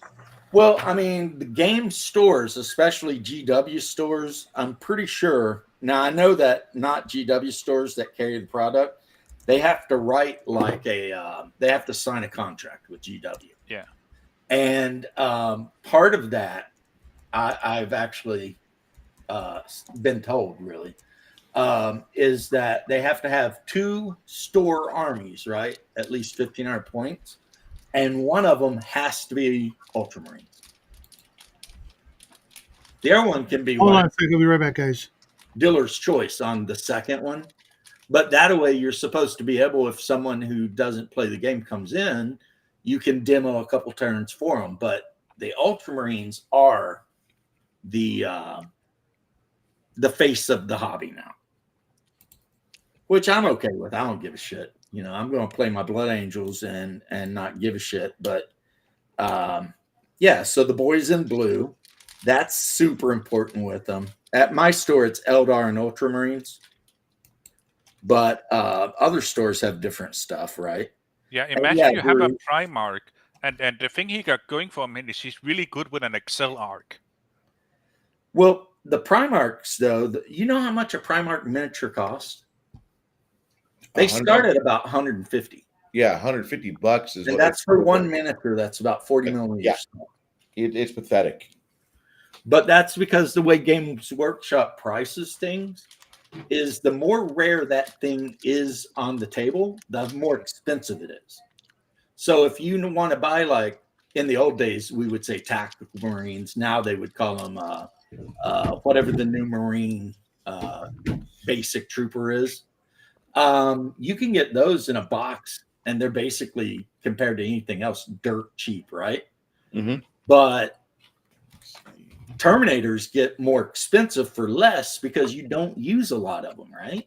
And then a Space Marine Captain, well, you're only going to have 1 or 2 of those guys. So that'll be one miniature that costs you $60. And on and so forth. You know, that's just how it goes. So they have their pricing scheme is weird. And then another thing, which Discord Miniatures is the one that talks about this all the time, whether people like her or hate her, or think it's a boy or a girl. Wait, what? Who? Where? Discord. Games Workshop will put figures out, and they will tell you that figure will only be available for a certain time. So then people will buy figures they don't actually even have an army for, because they're afraid that if they don't buy the figure, they'll never get it again. So they got this FOMO kind of thing going, you know, fear of missing out thing. And whatever. I mean, I guess that's why it's called 41. I say 401k. 401k, because you're gonna have to cash your 401k and yeah, pay pigs. Yeah, I was kind of a pay pig for a long time, and by kind of I mean like oink oink oink. But I kind of broke myself of that. But I've seen some guys at my local store; they're still there, and they would have at least one of every army. And like when a new army would come out, boy, they'd have that shit on pre-order. And a big reason for that is anytime Games Workshop puts out a new army, it's always the best army. And the problem is them in the ass, because when they come out with Space Dwarves, the League of Voltan or whatever, right? So many people who were running tournaments were banning the League of Votan from tournaments before they were even released, that Games Workshop did a FAQ of the codex of League of Votan before the codex was released, nerfing everything in the codex. It was like the craziest shit ever. What's up, Nerdy Ogre? And Longshot, how you doing, sirs? How you doing, sir? So there was that, you know, the Space Dwarves. According to all of the data they had released on them leading up to the release, that people like the win at all cost gamers were like, holy shit, these are the best guys in the whole world, right? So they all pre-ordered, you know, $1,000 worth of League of Votan, and then their shit got nerfed the day that they released League of Votan. Hey Jeff, I got to run. It's just about dinner time, so I will see you guys later on this weekend. I hope. Okay. Have fun. Take care, guys. Good seeing you again. Yep. Gets I in. absolutely despise Paizo and Games Workshop for when they release something new, they absolutely massacre everything else. They have this power curve that must be Oh, yeah. obeyed. The new shit must be cooler than anything else. It's like when you're reading a 1970s or 80s really crappy Marvel comic, like this is the most powerful mutant that's ever been seen, brr, you know, and it's just why must you do this, Paizo? Stop. I agree with that. I mean, well, at least Paizo isn't making like miniatures or adventures where the whole point is to like be a cook. They actually do in put what you Paizo, call you it can some still fun go into their adventuring, adventures. right? Yes. I haven't read anything new from Paizo, but I've been seeing all the shit that Wizards is doing to completely ruin the hobby. And not ruining my hobby, brother. I'm not ruining mine either, but I am telling you that it was good today. I went over to Night Watch Games, the greatest store that I've ever been in, and they've got a gamma plaque to prove it. I was talking to people about what games are being played, and people are talking about Castles and Crusades. Yeah, and there is an Adventurers League there, but most of the people are done with it because they hate 5e.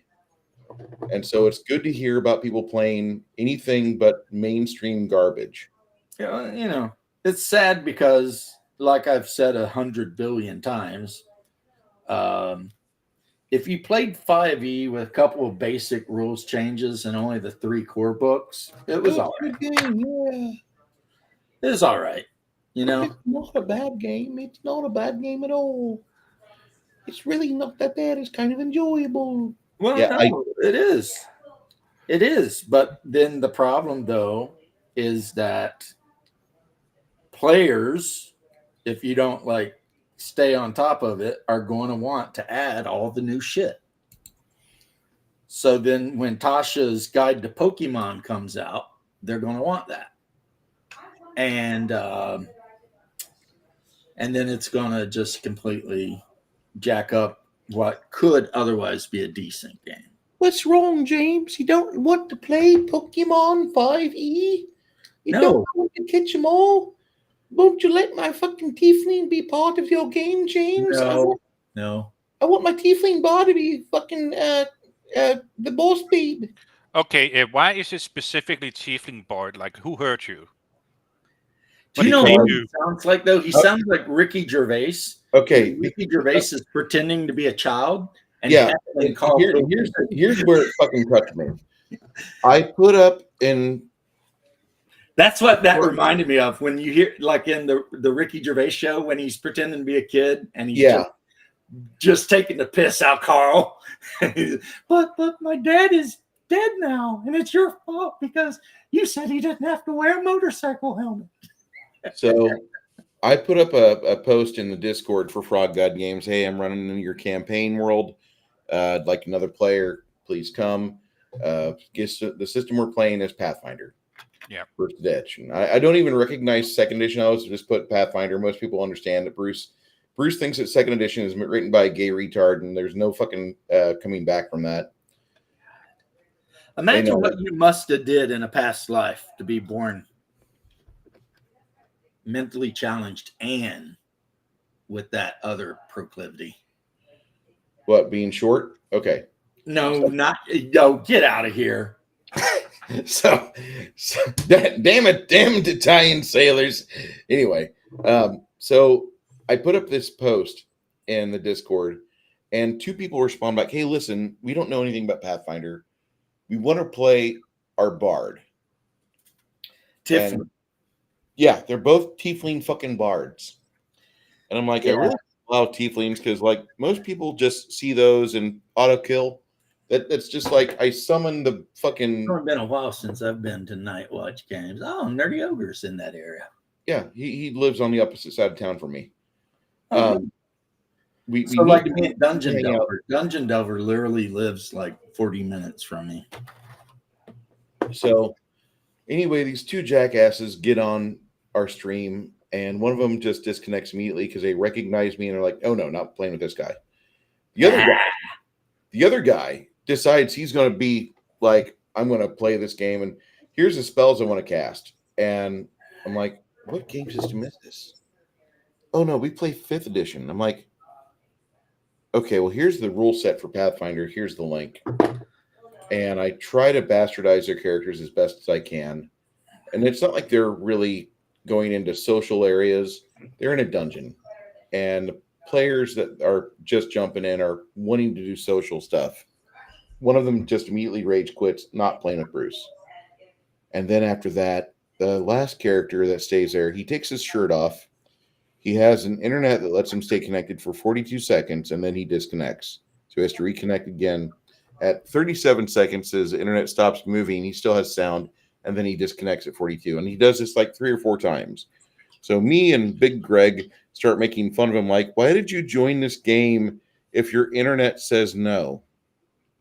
And I know that's probably not nice, but I just was a little bit miffed because now I'm trying to play a game and cater to this guy that's trying to play a character for a different fucking rule set, and they didn't understand the fucking assignment.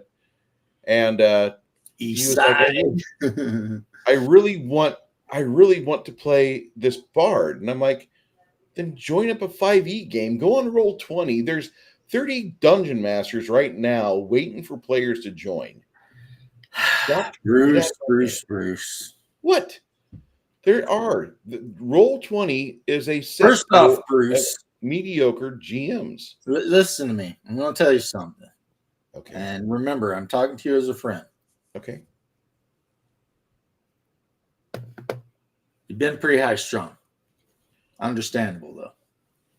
And secondly, you would be a lot happier if you just ran like Hyboria. I knew that was going to come. There's only humans in the game. There's only humans. So if you're like, I'm going to run a Hyborian game, and somebody's like, "Can I be?" No, there's only humans.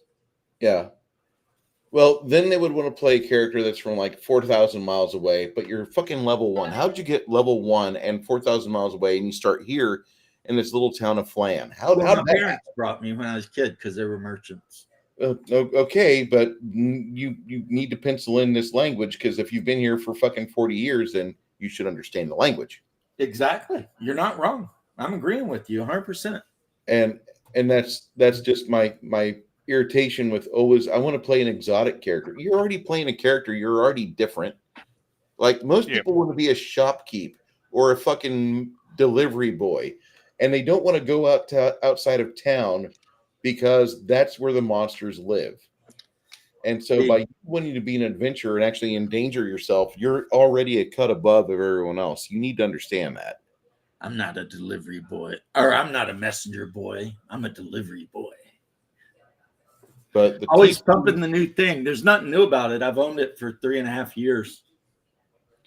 I just decided I'd run it because it gives me the mix of D&D and Call of Cthulhu that I kind of crave. So in a way, it's like the 8-ball of role playing. You know what I'm saying? I saw something today for $549 at Night Watch. What? Have you seen the box set for Cthulhu Wars? Oh yeah, Sandy Pearson's Cthulhu Wars. It comes with like 150 miniatures and all kinds of shit. Yeah, I don't need more. In another day, another time, I would have a bunch of people that never get laid and they'd want to play Cthulhu all day, and they'd be like just happy with that life. Yeah, we'll play Cthulhu Wars. We'll try to make fun of it. It's basically Risk, except you're the leader of the cult of one of the old ones, and you're trying to gank everyone else. I don't mind that idea, but I don't have the time for it. I would only buy the miniatures for that game if I intended to use them in the role-playing game. I would never play the board game. That Fluff Snow's coming out nice. I like that color you got. My enthusiasm can be contagious. I get it. But when what's his name, the Talesian guy or whatever, when he did his Kickstarter like 3 whatever years ago, I went like balls deep, man. So I got like the 2 leatherette covered signed numbered freaking copies. Then I got the normal copy. And then he gave me 2 gazetteers, or not gazetteers, 2 of the big maps.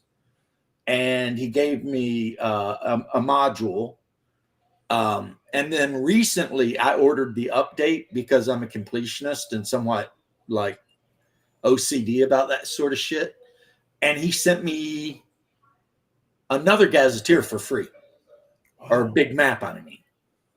So I have 3 of the big maps because the guy, he's just like, yeah, you ordered the books, throw a map in there, you know. What world is this? It is Hyperborea. Okay. The land beyond the north winds. That's actually what Hyperborea is all about. The land beyond the north winds. And ancient bullshit occultism, there was a continent where what is now the Arctic Ocean. And that continent was like super temperate and wonderful and shit because it was surrounded by this weird, like circular wind that kind of kept the cold out and kept the warm in, right?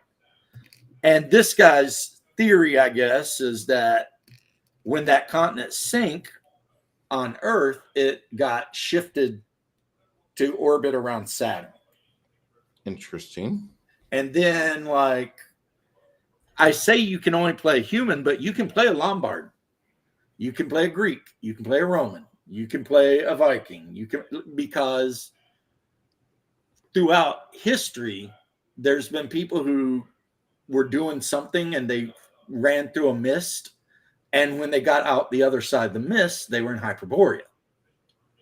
And of course, that hasn't happened too much according to the game in the last couple hundred years, but there was a time period where it was happening all the time, right?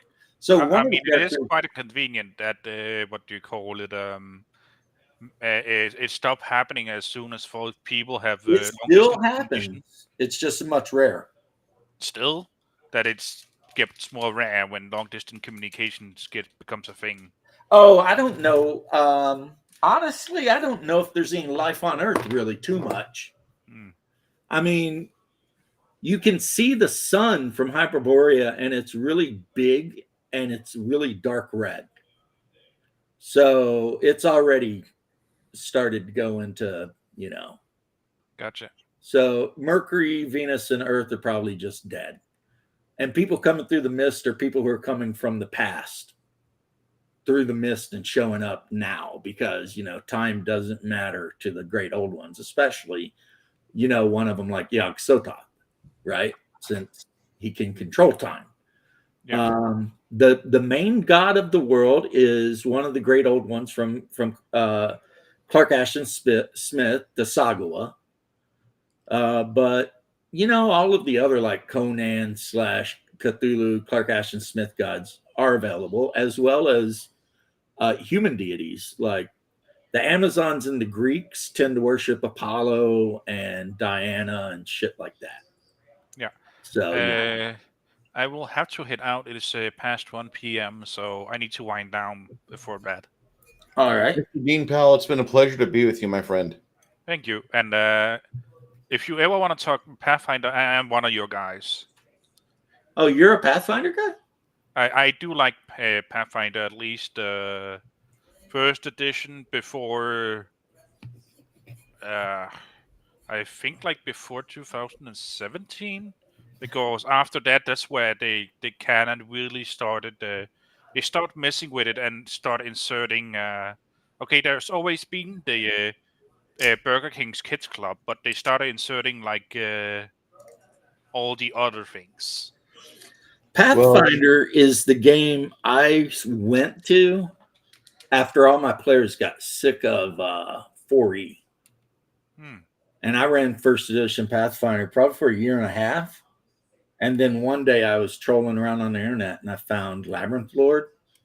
And I convinced my group to try Labyrinth Lord. And man, it's been all OSR all the time since then, basically. I like Labyrinth Lord. I like Osric better. And I like For Golden Glory. Yeah. Well, Golden Glory is your beloved second edition AD&D. Just it's all it is. That's all it is. Yeah. So if you like second edition, there you go. I honestly, I don't have a pick between any of the OSR games, except like if you're a woke piece of shit, I'm not going to buy it. But if like you said, hey, we're going to play Greg Gillespie's game, or hey, we're going to play this game, like as long as the author's not a woke piece of shit, I'm okay. I'll play it, and it will be the game for me. If it is either Rule Cyclopedia clone, or if it's a BX clone, or if it's a first E clone, or if it's a second E clone, I really don't care. I can modulate everything and make it to where the That player is will have a an chance. opinion. I think TSR D&D is superior to WotC D&D. I just think the biggest problem with TSR and WotC D&D is the round by round combat, and you can fix that with Hackmaster 5e Initiative. Yeah. I mean, there's a lot of people who have issues with how certain things were done in the older games. I mean, like hand-to-hand combat was basically completely illegible until Pathfinder 1E kind of fixed it. You still need a chart for grappling. The grappling is good. Yeah. Like if you look at first edition AD&D hand-to-hand combat, like grappling and stuff, it is a mess. I mean, it is really bad. Yeah. And, but now. Talk to you guys later. I'll talk to you later. Well. See, one thing that this game does is everyone starts a game with a 16 saving throw. But then depending on your character class, you get a bonus of +2 to 2 of the saving throws.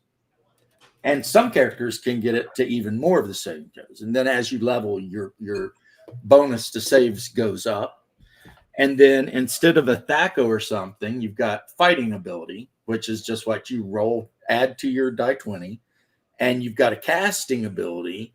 And that is that determines, like, if somebody hits you, you can try and make a consciousness check or something. But otherwise, yeah, it's a game you would recognize the rules to, but you may not recognize the setting. And it is definitely not for the faint of heart. I mean, definitely not. Like in this world, there's a city called Orcrist, and it's where the orcs live, right? Mm-hmm. And orcs are a hybridization of Picts, so the ancient Scots, and devil swine. So they look basically like Picts, except with devil swine, pig-like appearances. So they're pig-faced orcs. And and then some of the Picts, there are tribes of Picts that actually worship the devil swine.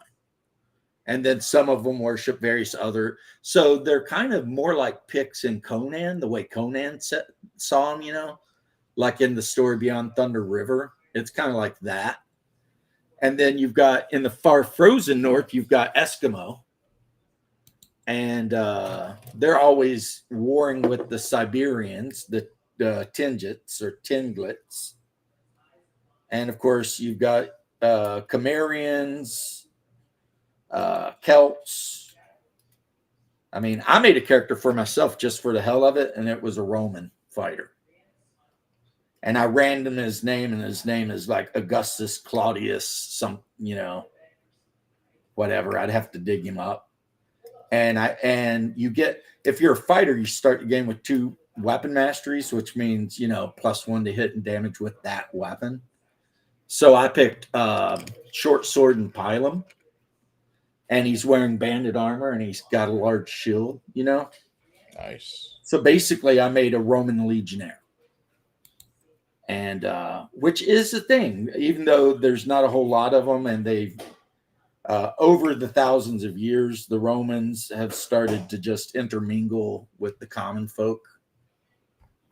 Subutai, whose actual name was not Subutai, he was what the Mongols called a forest Mongol. And that means he was a Siberian, a member of the Siberian tribe. or a Siberian tribe. And he got his job because Genghis Khan was all about merit-based promotions.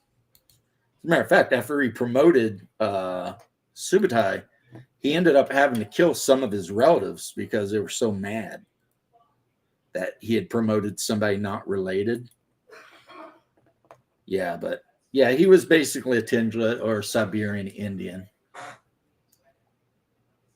Now in Conan, he's a Hyrcanian, which is pretty much just a Mongol.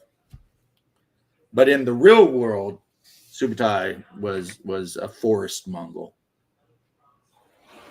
So almost got this guy done, Bruce. I realized I had screwed up, and I've not been getting my 22 Sierra coffee in.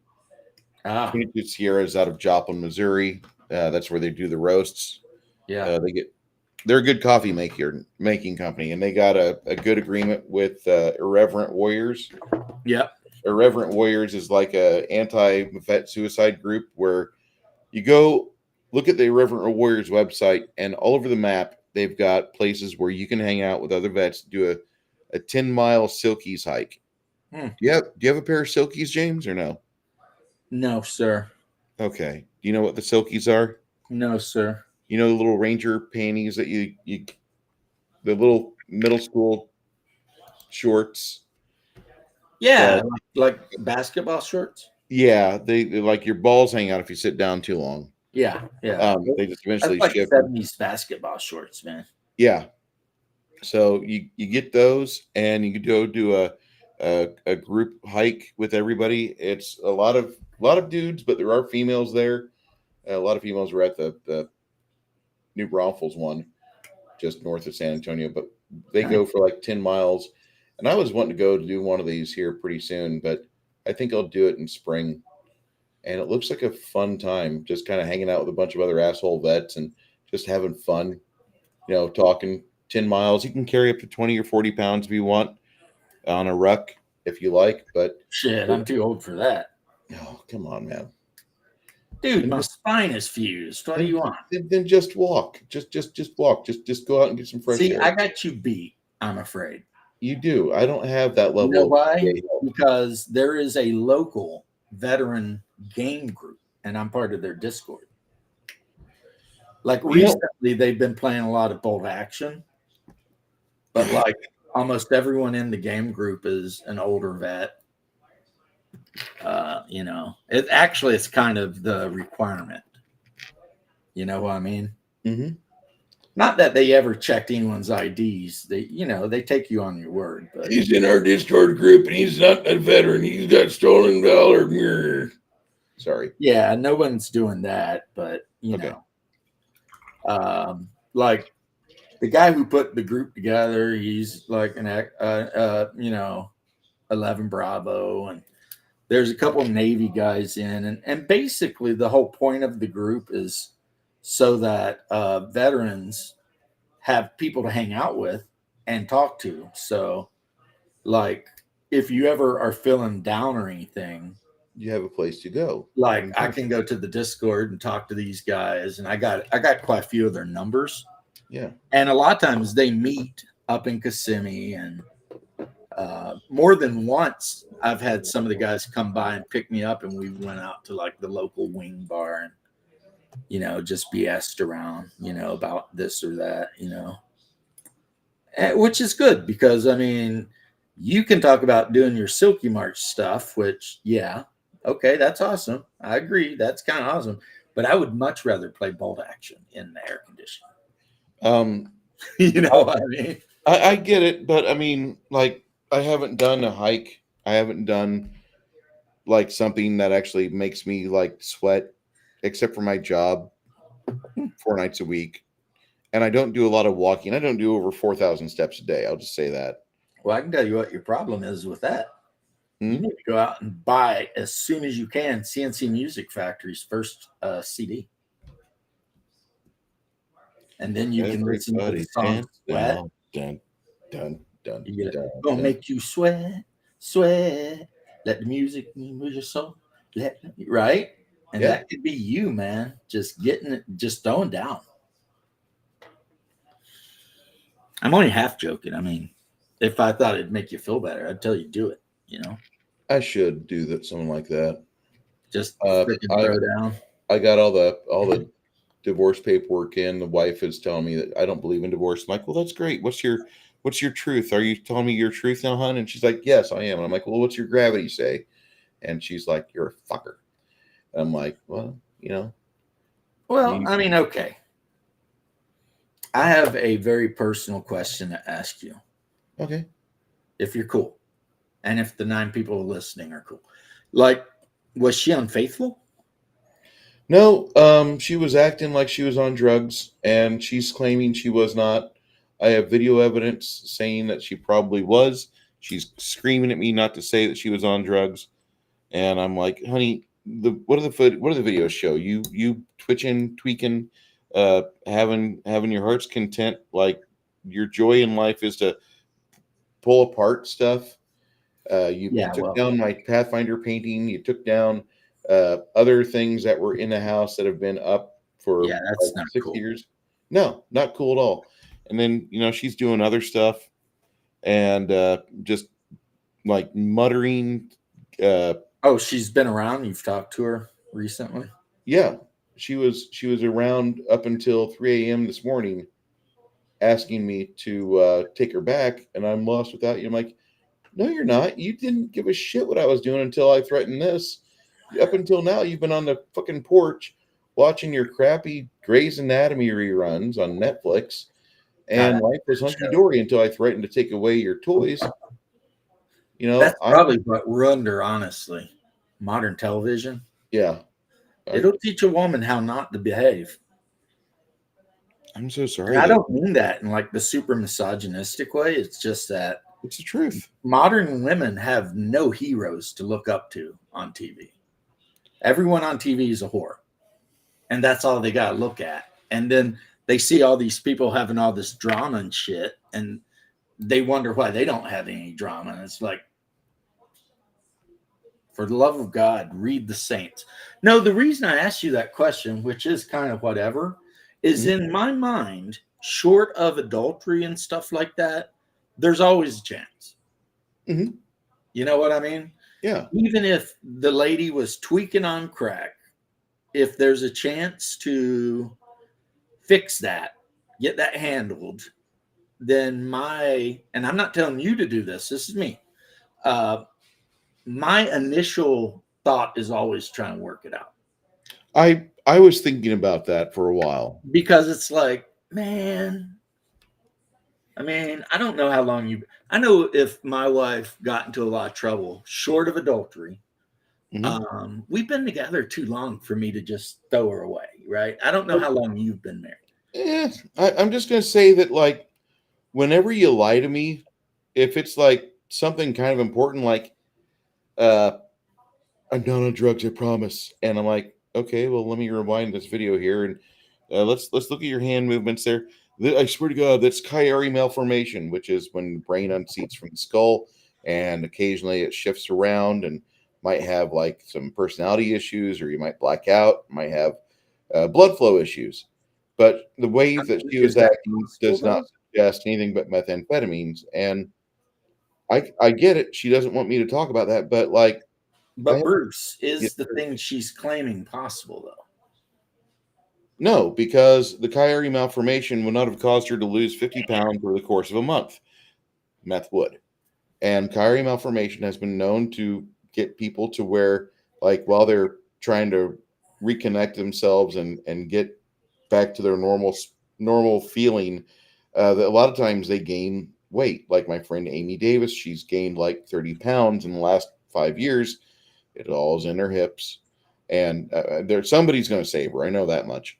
But hey, I don't mind a hippie woman. No, neither do I. I love big hips, easier to grab, right. And anyway, you can have fun. But Amy gained a lot of weight in the hips, and like my wife just dropped pounds. She looks like a shell. She looks like a shell of her former self, and I hate to say that. I do love her, but I also love myself. I mean, do you though? What? No, I love myself more than I love her. I love my sanity and my peace. Well, worked yeah. 12 to 14 That hours. makes sense. That makes total sense. I made I'm. It's not like I'm a therapist or anything. That's for sure. But I was just wondering if maybe because if you said yeah, she was out doing this, I'd been like yeah, f that. Okay, well, about 2 weeks ago, we were looking at getting this house from a friend of mine, and we were trying to repair it, and get it to where it would be livable. I'd treated it for cockroaches with a lot of fipronil baits, and she had started cleaning up the upstairs, which that was going to be her den.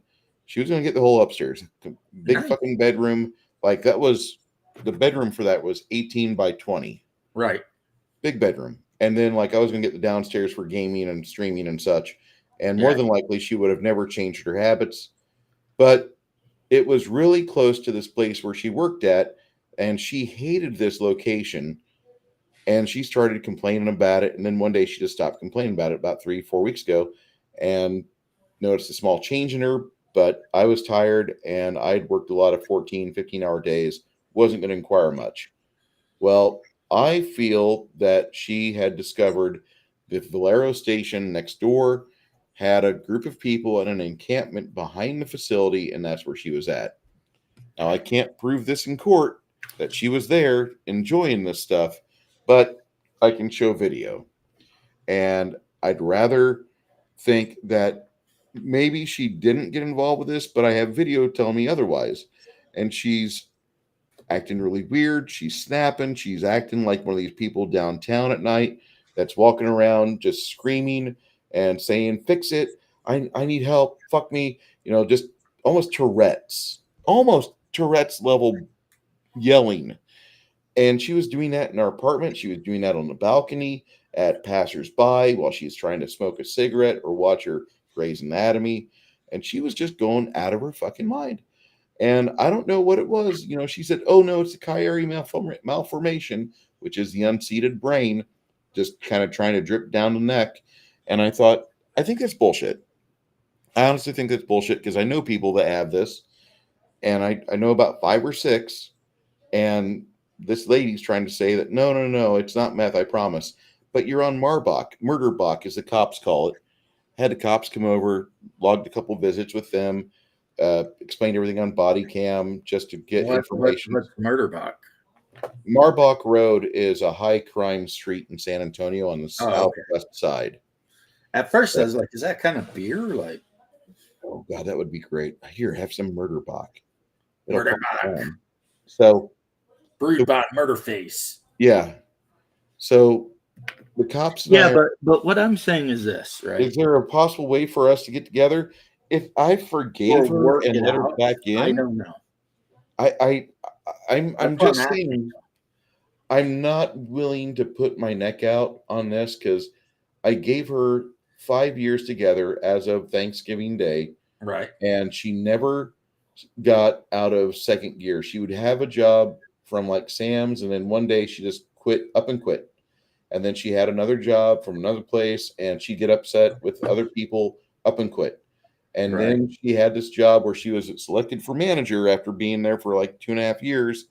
And I was proud of her because you're only making $12 an hour. Like, good God, why are you making so low of an hourly wage? Go somewhere where you can be treated like an adult and paid like an adult.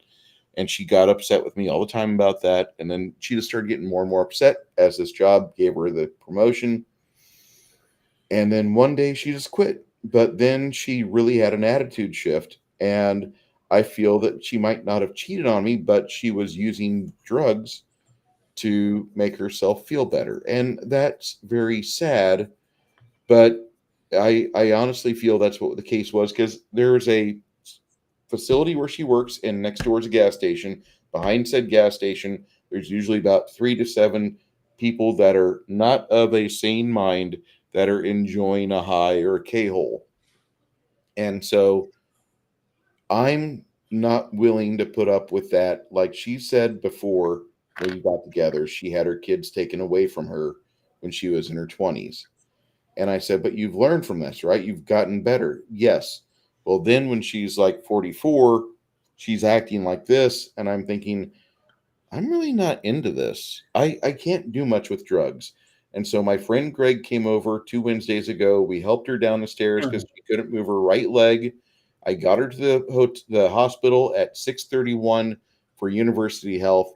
And at 9:41, after I had returned home to sleep because I have to work Thursday morning, Right. she's discharged at 9:41 at night. And she left with no shoes. She left without her thermos, which cost me $40. She left without socks. She's just shuffling down Louis Pasteur Road, and there's a really nasty shell station at Louis Pasteur in Fredericksburg that has another encampment of drug-addled individuals, and it's about a mile and a half from this hospital to our apartment. She made it back to the apartment before I got back from work, but she miraculously was able to use her foot. She couldn't use her foot at all. She couldn't put weight on it. In the 6 o'clock hour, I had to have my friend help me get her down the stairs. And I'm kind of fed up with things. I know that sounds like an asinine maneuver. I value my peace. Not at all. I want her to succeed in life. I want her to have the best. But I've waited for 3 years as a married man for her to start doing things, and then she gave me this huge apologetic letter about the lack of sex, the lack of this, lack of that, and I just I don't give a shit.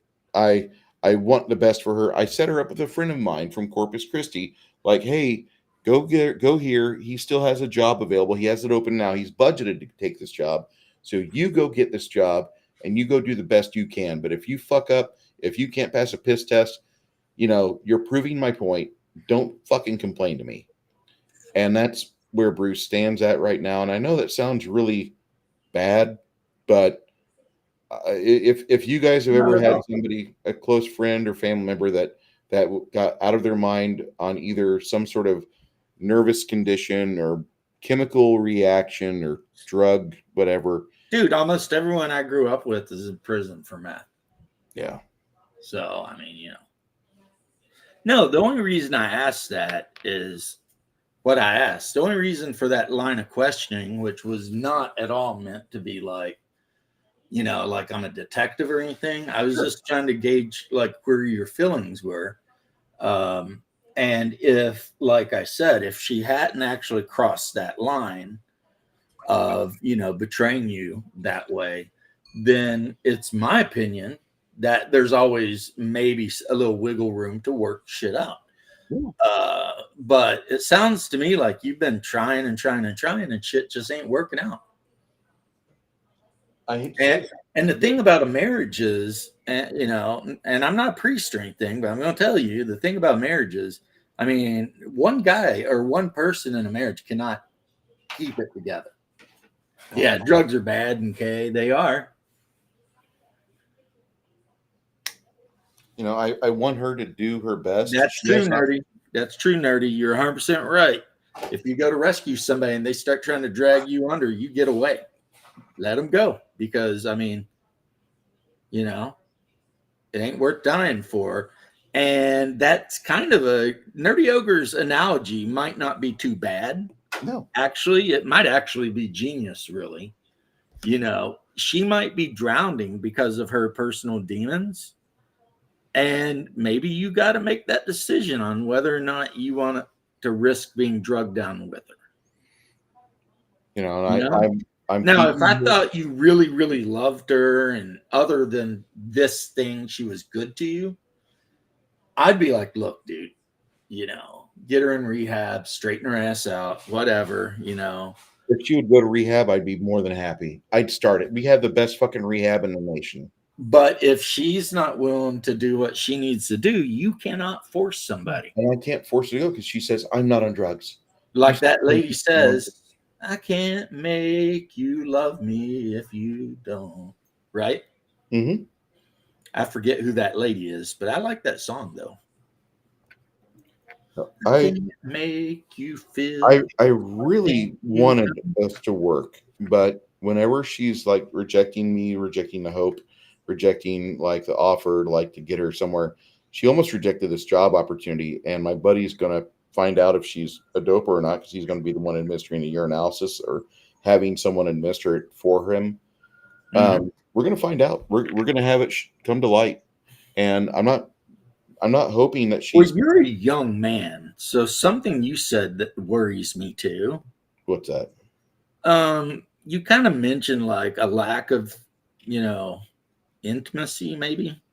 Yeah, and I'm like furious about that. That is a huge red flag. It really is. I mean, because it can mean a lot of things, and one of the things it could mean is like she's just not attracted to you, which is not going to work out if you're in a marriage. Okay, I've never been attracted to her.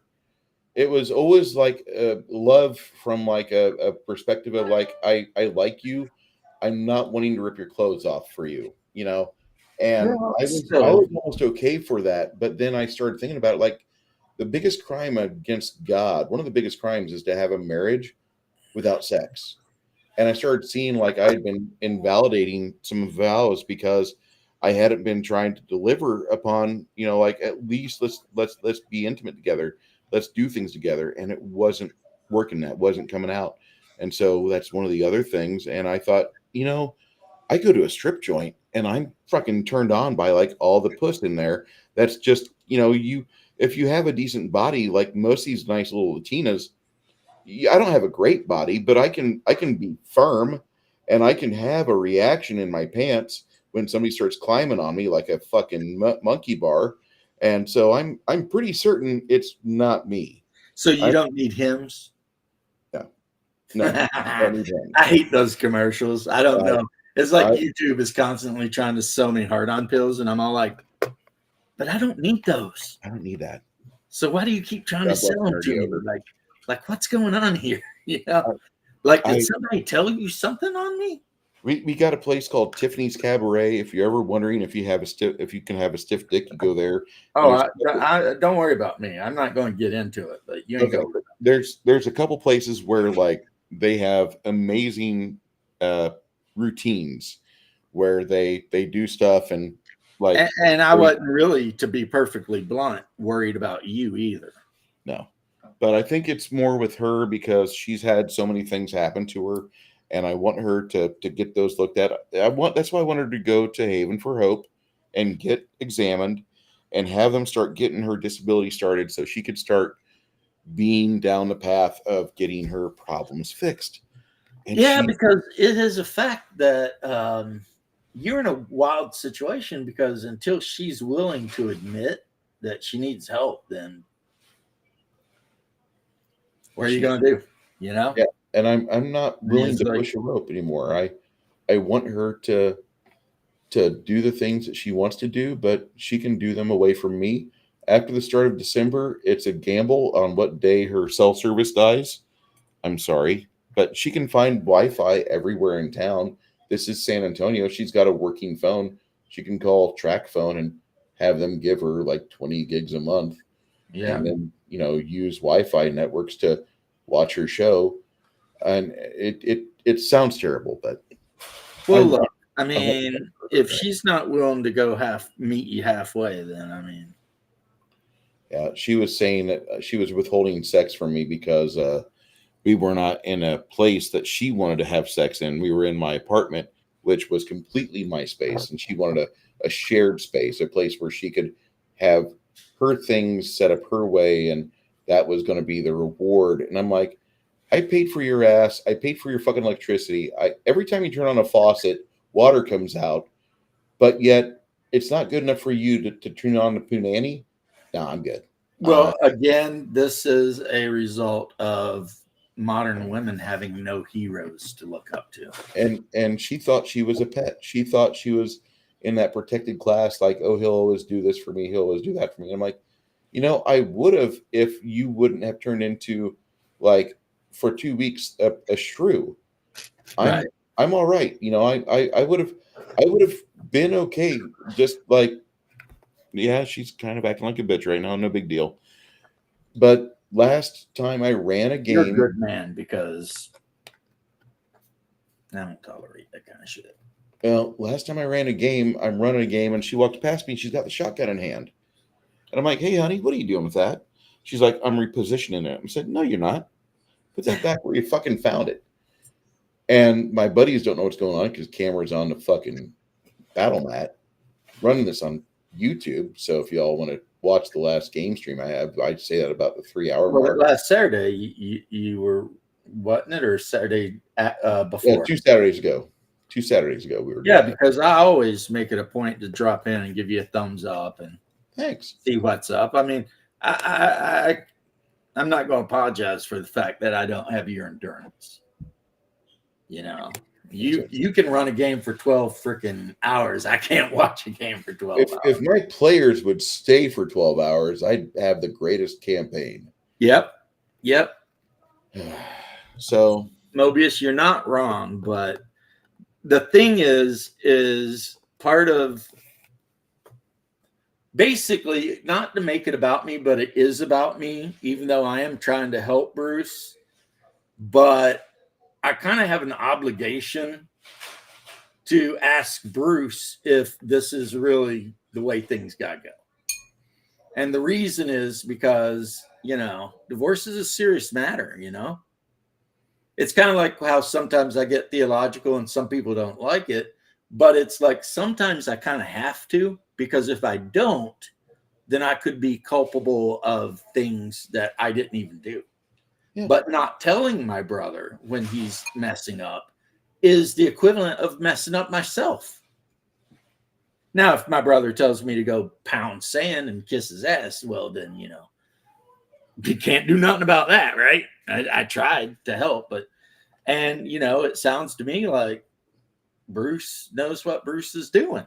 I mean, I've been in 2 divorces, and I've been married for well over 2 decades now. And, you know what they say, and I hate to make it cheesy, but, when a door closes, you jump out a window or something like that. When one door opens, another door opens, or a window opens or something. And yeah, I and that's the thing. Like, if you are 100% sure that she's a meth head and you cannot work shit out, that looks good. I like that purple. Well, maybe this is just the way it was meant to be. Then. And I don't want to hope that. I want her to not be, but she's. Well, here's the thing, though. Unless you're willing to try to take her back and take care of her, then you need to not take it from me. You need to not be around, near, involved, nothing. She's telling me all these things like, I'm not on dope. I'm not doing this. You need to tell your friends that I'm not doing this. I'm like, your attitude is kind of aggressive, hon. I hate to tell you this, but Yvonne usually isn't so aggressive. Like, usually you just kind of like roll with things, and then later you'll try to clarify a situation. But I've been here for 3 years, and I've watched you like do things, and you can't tell me that just it naturally came off 50 pounds in 30 days. That's not normal. Your face is unless she's not doing Ozempic, that shit. Either it doesn't do anything, or you turn into starving Marvin, man. Well, she's not eating at all, and she's a girl that loves food. Well, I've been making beef roasts for the past 3 weeks. Well, I can tell you right now, if I was married to you, I'd love food. I've seen some of the shit you cook. And like, I mean, no homo, but no homo. Yeah. I mean, we're both ex-military, so we can talk like that. And I tell you what, you might love my vindaloo and chickpeas. I think it's great. But anyway, the point is, no, I was just like, if I'd said, was she unfaithful? And you said yes, right then I'm done. When I say unfaithful, like, not with I don't know if she was with another person, but whenever you love drugs more than you love being with me and being sober, to me, that's just as bad as cheating, if not worse. Because being unfaithful, there's you got a point there. I didn't even look at it that way. I'll be 100% honest. But I need. But you do make an incredibly good point that now I got to think about. It's like because her choice is: does she love you, or does she love speed? Yeah. And I'm not really worried Yeah, I about. love my wife. And if my wife was an evil woman and she were to walk in here and say, look, we could stay here together, but you got to get rid of all your miniatures and shit. You know what? I wouldn't have any miniatures or nothing. And some people might think that's like whatever, simp mode. I don't give a shit, you know. What's important to me. I love my miniatures. I'd probably be sad if I had to sell all my miniatures. I would. But if it comes down between those two choices, you know what I'm saying? And like, it's kind of with you, except the person isn't me, it's her, and she made the different choice. Right? You see what I'm saying? Yes, sir. Like, she could have very easily been like, yeah, I'm going to stop this. You don't like it, doesn't make you happy. I love you. I'm stopping. In the situation right there. Everything's good. You can, you know, soldier through anything else, right? But I am so sorry, man. This sucks so bad. It is what it is. See, I'm actually glad for the way my divorces went, because while there were no drugs, there was infidelity, and that made them real easy. You know what I mean? Mobius, thinking no. about We it. share no It's accounts. like, yeah, you effed up, you're out.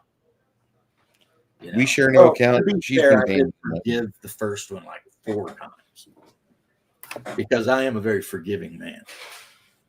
But eventually, you get to the point where you're like, yeah, no more forgiving. This is done. Yeah. You know. Right. I'm gonna let the snail dry off so I can touch him up on the shell now. I like the colors you chose. They look really nice. I've got quite the bevy of colors. Bruce is speaking his truth. Well, there's only the truth, and Bruce is speaking the truth. And he has a very, I agree, Coco. But, you know, as an Orthodox Christian, I'm always going to try to save a marriage. I would love to save a marriage if I could. I don't know. But this situation is out of my hands. I can only say certain things, and you know, people either listen or they don't. But that's the end of my involvement. And if I wasn't friends with Bruce, I wouldn't say anything. Probably. Because, you know, I'm an asshole. And if I don't know you, I generally mind my own business and let you go on and pound sand wherever you want to go. But, you know, deep down in my soul, I'm a romantic. I really am. And I do not like when relationships end horribly, but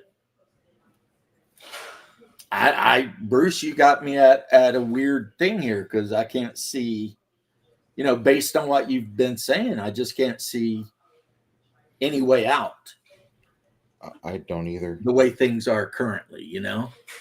Like if she would just let me take her to Haven for Hope, let them run their tests, let them run the urinalysis, let them do the MRIs, the CAT scan, let them get all that done.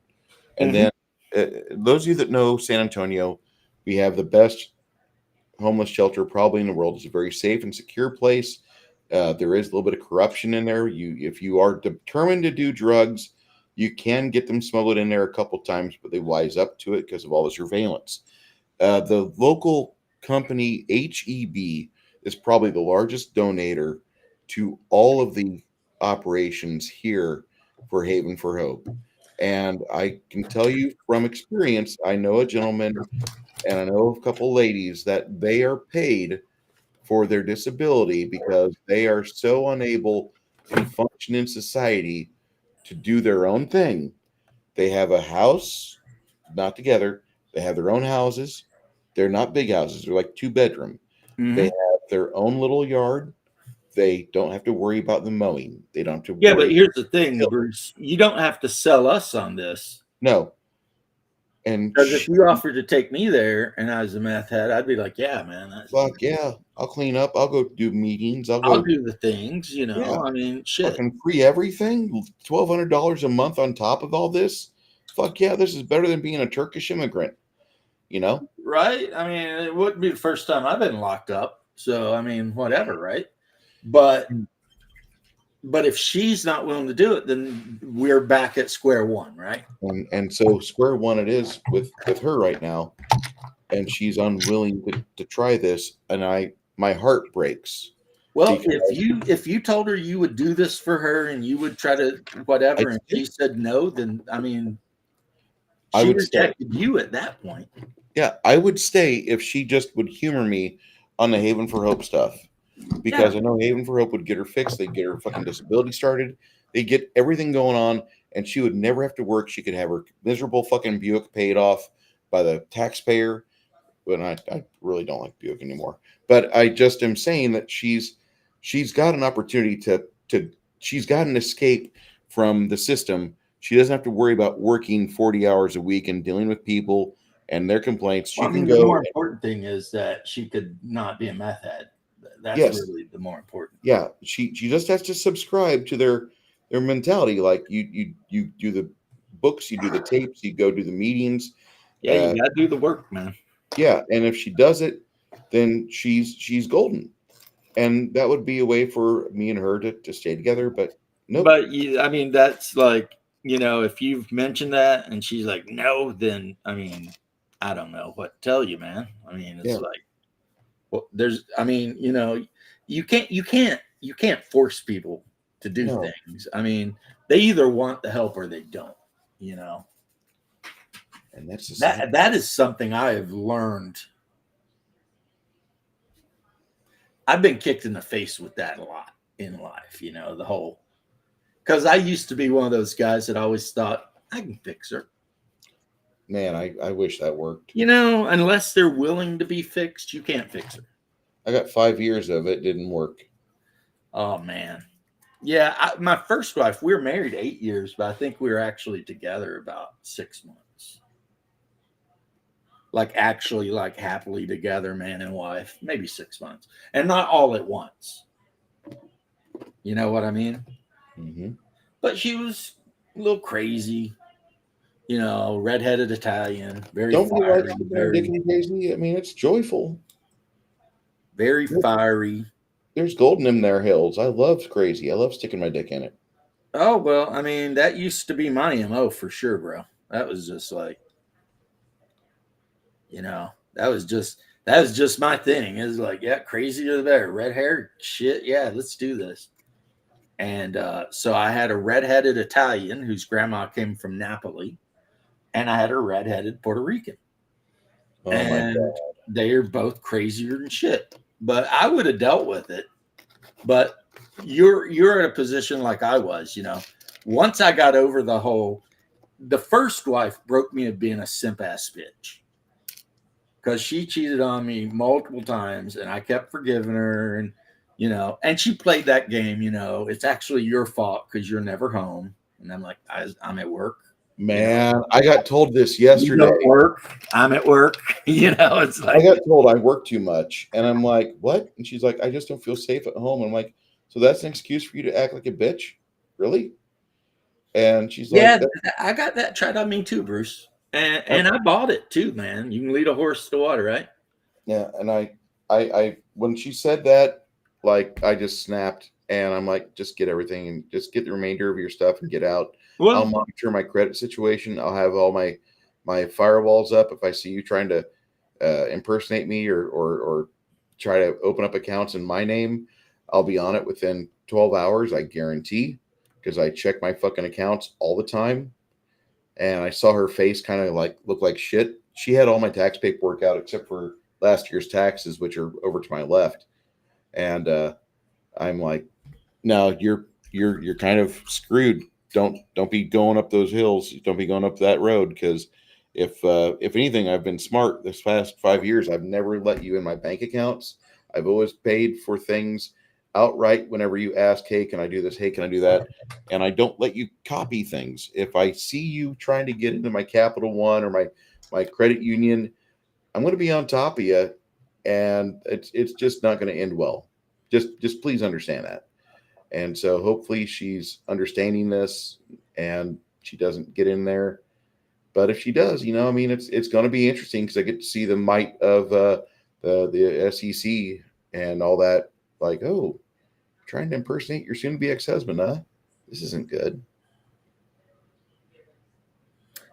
so Yeah. Yeah, I don't have a very big like barometer for crazy that I'll deal with. I'll deal with sexual crazy all day. Whenever a woman starts talking about like I was lonely, and she's like trying to get you to forgive her for like letting a guy accidentally get his stick stuck between her tits, ass, and coochie, like while you're gone on a fucking 3-month. You kind of remind me sometimes of my pops, because that guy just does not know like anything about couth, or like when you should like fade to black on certain things. Listen, I guess it's a Navy thing with you. There's just no chill. There needs to be no chill. Because I would never say exactly that kind of thing. I'd be like, if you're not going, whatever. But you're just like straight up. And I mean, I'm laughing my ass off. I hope young men listen to me talk when I say that, because like if you've got a girl in front of you and you went on deployment and you come back and there's a black kid crawling out of her cooter, you probably have a discussion about trust and accountability coming up. You might be single very soon with all your money intact. You don't got to worry about this unless you're the black man that inseminated her. But I'm just saying this, you cannot be chill when it's your financial fucking freedom and safety, kids. Well, damn. What? Nothing. I'm sorry. I said everything I could say. I'm just sitting here putting some shade on one of my epic armatures. He's got the twin autocannons. It's basically a little mech, but at this scale, he wouldn't be little. He'd be something like 20 feet tall. I'm getting the wood grain on my mimic. Whereas an armature is basically it's kind of like a squire to a knight. Mm-hmm. And then, of course, knights are the big frickin' mechs. And then the even bigger mechs, which are the god engines, those are called titans. So like this guy right here, this is a titan, right? See how big that guy is? Yeah, that's easy about. Is that for epic? On the back, there's a door. Is this for epic? To a balcony. Is that for epic? Yeah. Okay. So that's how epic. Big that guy is, right? Yeah. Those figures are like 5 or 6 millimeter tall. These are 8. They're 8 millimeter scale. But this is a knight. This is called an Acastus knight. So you can see the difference in scale. This guy barely comes up to the hips of that other guy. And then the armature barely comes up to the hips of this guy. And it's like knights, because, 40K had to rip King Arthur off too. They form households, and they have whole staff of, Baltec too, I'd say. They have staff of mechanics that just try to keep their armatures and their knights, running. And then, they get their service, of course, is to fight wars for the emperor. And as long as they're doing what they're supposed to do, the emperor basically lets them, rule themselves and whatever. And they tend to live very much like techno-barbarian type shit. You know what I mean? Because, they have this amazing technology, the knights and whatnot, and yet they're living in a very feudal way, and they, believe in honor and all that. Unless they're chaos knights, in which case, forget about it. They're probably going to try to skin you and eat you and maybe grape you. And God only knows in what order it will happen. Because, that's how chaos rolls, right? So, yeah, they basically copied Pendragon, except with, like, mechs. And, of course, the priests of Mars, the Mechanicum, they think that, like that one big Titan I showed you, that their god's spirit actually dwells inside of it. So they call the really big ones, they call them god engines, because they think a little piece of the machine god's inside every one of them. And that's what they worship, the machine god. The way they get around the whole thing with the emperor is they claim that the emperor is the machine god. So, and the emperor let it slide because he needed them to build his ships and weapons, and because Mars is nothing but a giant industrial plant. That's just all that's going on there. Just massive factories churning shit out for the war machine. So the Emperor kind of needed them, but they had to work a way around, that whole issue with the machine spirit and all that. Yeah. The spider bots I've been making, if you remember, those are Dark Mechanicum. Mm-hmm. And that's Mechanicum guys that have thrown in their lot with Chaos. So, like, the good guy Mechanicum doesn't even know how to make those spider bots, because those are pretty much demon engines that were given to the evil Mechanicum guys. So, and that's another thing the Dark Mechanicum likes to do, is it likes to build war machines and then like fuse a demon into the hull of it so that it doesn't actually need crew or anything, because it's actually pretty much a possessed war engine out there just doing its thing, Have I read Clark Ashton Smith's Hyboria? No, but I watched it on YouTube, and then I posted the link on my Discord. There's a 6.5-hour video book, and it's Clark Ashton Smith, the whole Hyborian saga. And it goes through each, like, it's separated out.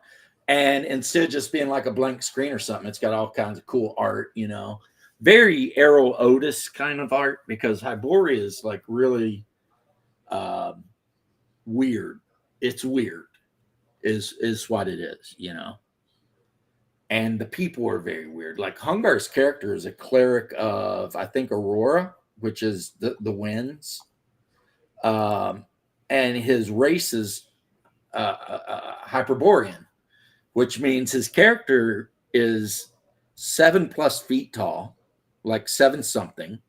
He has golden blonde hair, super pale skin, gray eyes, and most other humans are not huge fans of Hyperboreans, which is okay, because Hyperboreans consider most other humans to be basically subhumans.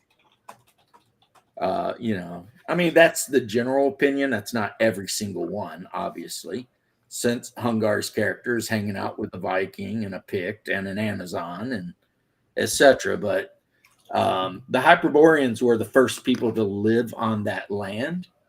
But in the timeline, like 1,000 years before you would be playing the game, a thing called the Green Plague happened, and it wiped out 90% of all humanity. So some of the different tribes just vanished. It was just like, boom, gone.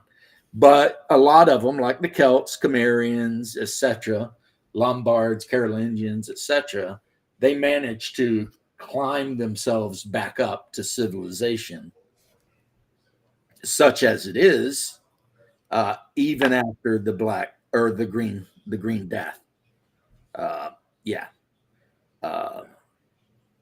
So, and when I say civilization, we're talking like Lankmar, we're not talking like modern Earth or anything. It's more like Lankmar.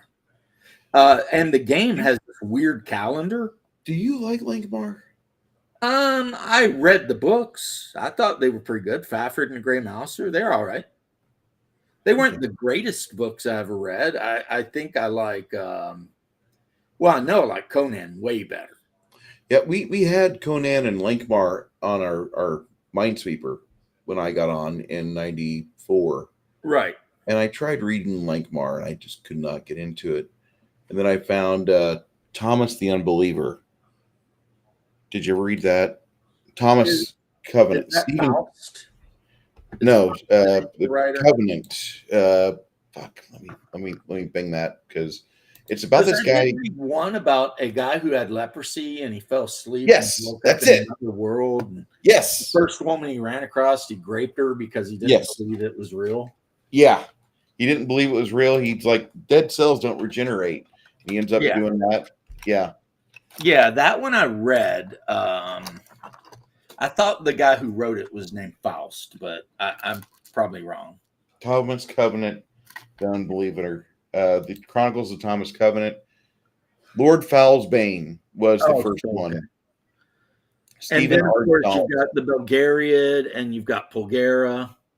I want to read those. I want to read the Bulgariad so bad. Well, I'll tell you what, Hungar loved it. I thought it was kind of cool. But you know what I read when I actually sit down and I want to read something for enjoyment? Robert E. Howard, H.P. Lovecraft, Clark Ashton Smith. That's what I read for enjoyment. And then the Bible. But, I mean, that's, or maybe the Saints. But am I reading that for enjoyment or am I reading that for education? I think that's an education thing. I'm just trying to learn not to be a scumbag, right? But other than those quick, snappy stories, like if you hand me this big pentology of 1,000-page books like R.R. Martin, I'm not finishing that shit, right? But if you hand me the collected stories of Conan by R.E. Howard, there's like 30 stories, but each story is like 12 pages. Yeah, I'll go nuts on that shit, or like H.P. Lovecraft. I mean, I think the longest story he ever wrote was like at the Mountains of Madness, maybe, or Shadow over Innsmouth, maybe. Most of his stories were very short. But I like it because, they're snappy. They get to the point. Clark Ashton Smith's that way, which is why you can read the whole or listen to the whole Hyborian Chronicle in 6 hours. The whole thing. And that thing I posted on my Discord, find it. The guy who's reading it does voices and they have art. And I mean, it's very well done. But Clark Ashton Smith is like, if you got R.E. Howard here and you got Lovecraft here, then Clark Ashton Smith's right in the middle. You know what I mean? It's sandals and sorcery and swords, but it's also got a lot of the weird Lovecraft stuff that R.E. Howard doesn't go quite as hard onto. So, I mean, if you like those two writers, you'll love Clark Ashton Smith, though. Absolutely. Now, Bruce, I am very pleased that I got to talk to you, especially after this great holiday and everything. And I'm very happy that a few people stuck around and listened. And no, don't buy a Hyperborea unless you want to buy Hyperborea. But I am going to tell you what I like about it. There's some great things about it, like White Zombie and Workout. Yeah. See, I like to put in snow and workout. Later, Coco. God bless, 12 man. inches of snow, Informer. I'm joking. But anyway, like one thing I like about Hyperborea is the heavier the armor, it actually has a damage resistance. So not only does it affect your armor class, but it will automatically soak 1-2 points of damage. You know what I mean? Of course, it'll slow you down a lot too. And then another thing that's really awesome is every weapon has a weapon class. Like a dagger is a 0, right? And a greatsword's a 5, right? And what that means is if you have a dagger and you charge a guy with a greatsword, he's probably going to get the swing before you do. Because what the weapon class is the length of the weapon. What I love about Pathfinder is this. If you have a high enough acrobatics roll. Oh, yeah, you can tumble right into you somebody. Tumble around him, beat his CMD. You can tumble in and you can get a stab. Like my buddy. You can do that in Hyperborea, but that would be what they call an exceptional dexterity check. Mm-hmm. And the best you're going to have at first level is 40%. That's assuming you have an 18 dex and you're playing a thief class. You will have a 40% to succeed at any exceptional dexterity checks. And that can be basically the sky's the limit. Anything that's exceptional and based on dex. So if you wanted to tumble in and stab someone in the nuts while they're waving a spear at you, that would be a dex check. And of course, it gets better as you level, I believe, so. But I mean, that is the thing, is if somebody's got a long weapon, they get an advantage over somebody with a very short weapon. But of course, daggers are faster, so they can attack more. So, it all kind of evens out. You know what I mean? I mean, the dagger might only do die 4, but you can throw 2 of them around. Yes. So you can chuck the shit out of them. And that's kind of how my system works, because like a dagger goes on 7s if you're just basically trained, but if you're using a great sword or two-handed sword or war axe, it takes you like a speed factor of 13. So in the span of time that you're able to get your war axe around, you're already stabbed twice possibly. Right.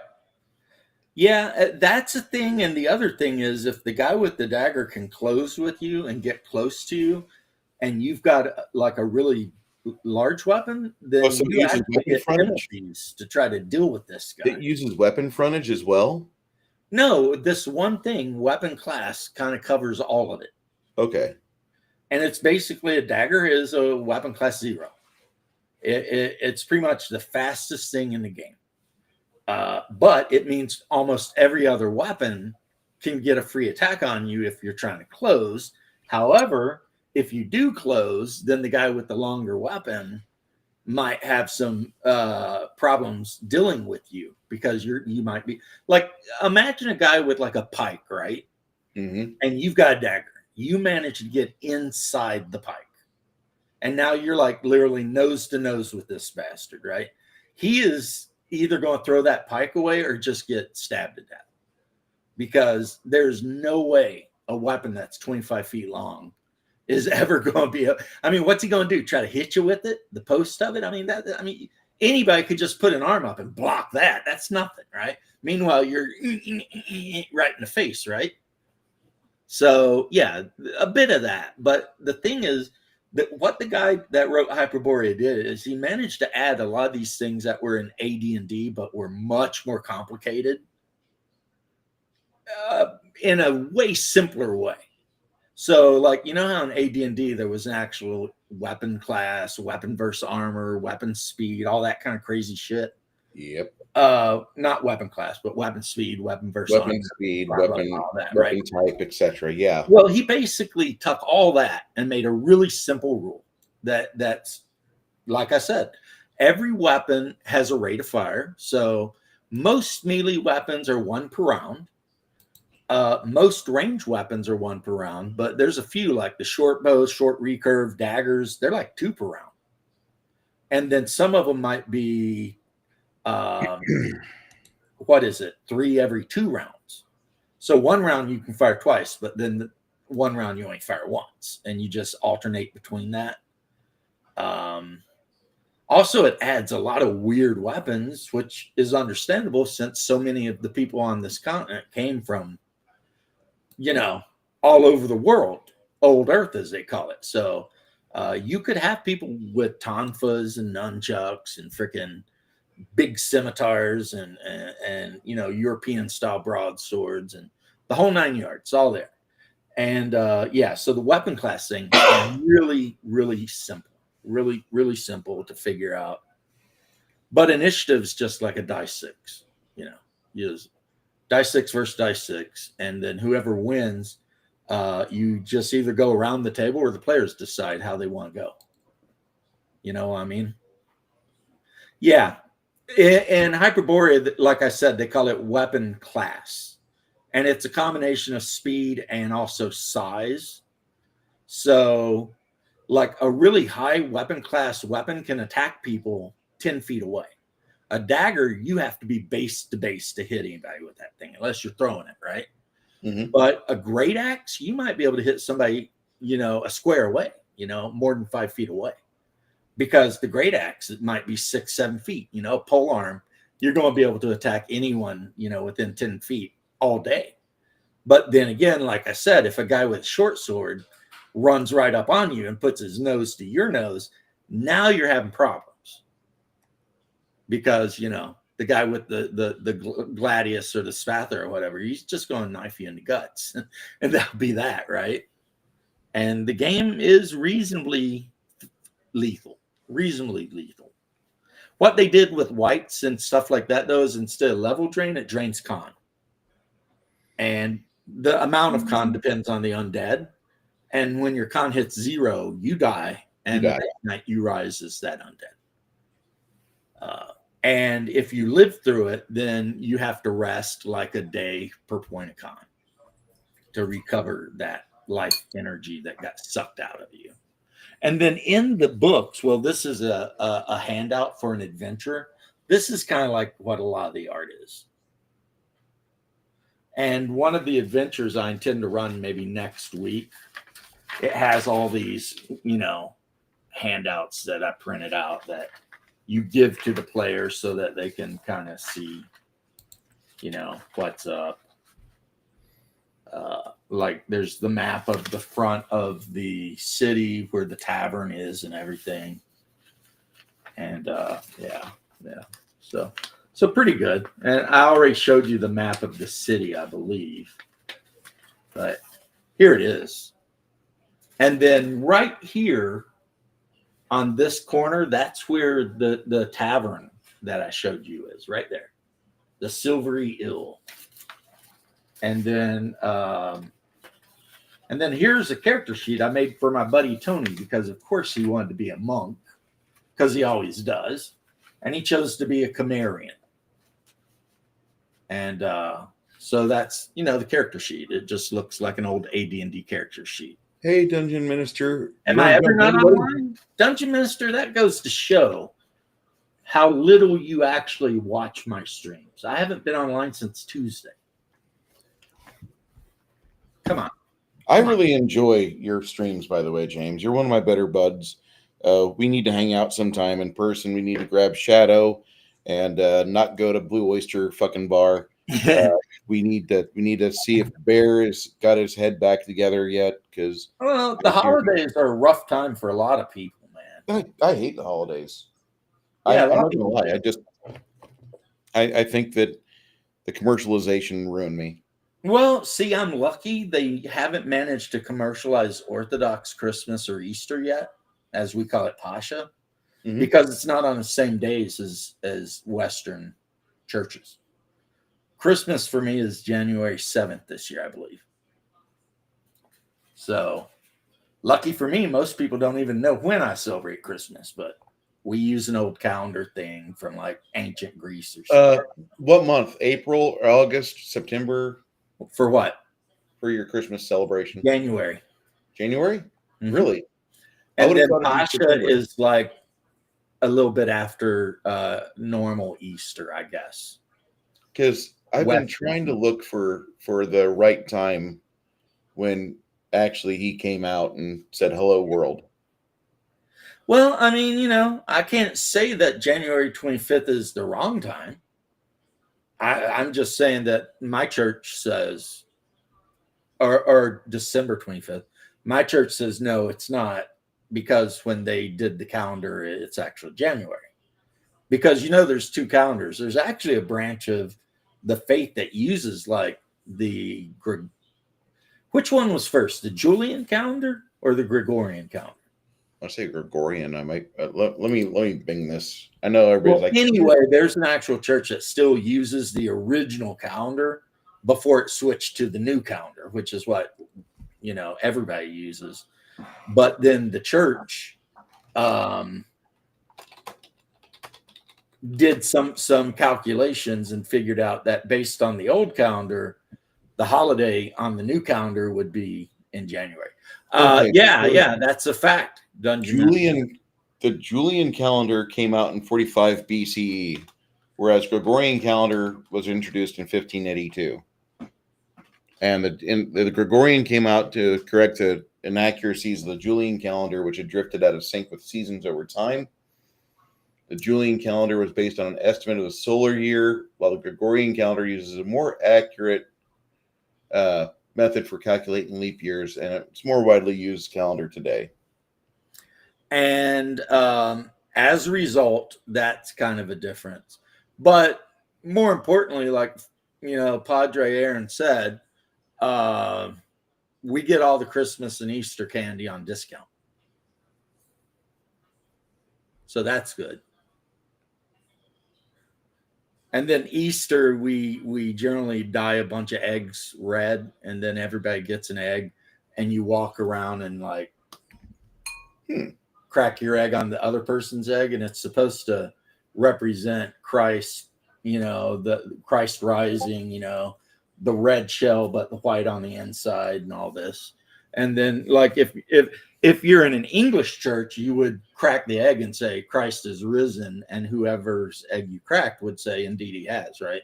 Or in Russian it's Christos vokresi, and or in Greek it's Christos anesti. You know, I can say it in a couple languages, but not that ever have to. I mean, you know, Father Nectarius, you know, he speaks like 3 languages, so really smart guy.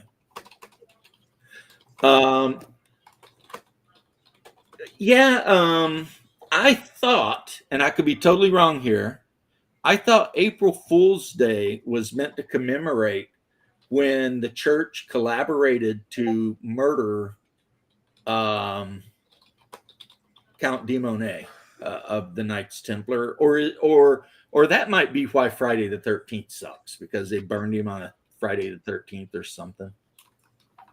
And most people understand that the Templars were probably not guilty of any of the stuff they were accused of. It had more to do with King Philip of France owing them a shit ton of money. And it was just easier to make up lies and murder them all than it was to pay them back. Yeah, he is risen. But the thing is your church is basically Catholic, right? And the Catholic Church is just basically Orthodox, except we changed a bunch of shit. And not even that much stuff. You know, we have a pope and he says shit that, you know, no one in the Orthodox Church agrees with. But hey, whatever, right? You know, like Lutherans are basically just Catholics without the Pope, which to me is so weird, because you would think they would have just converted back to Orthodoxy, but instead they created their own kind of Catholicism. It's really strange, but whatever. But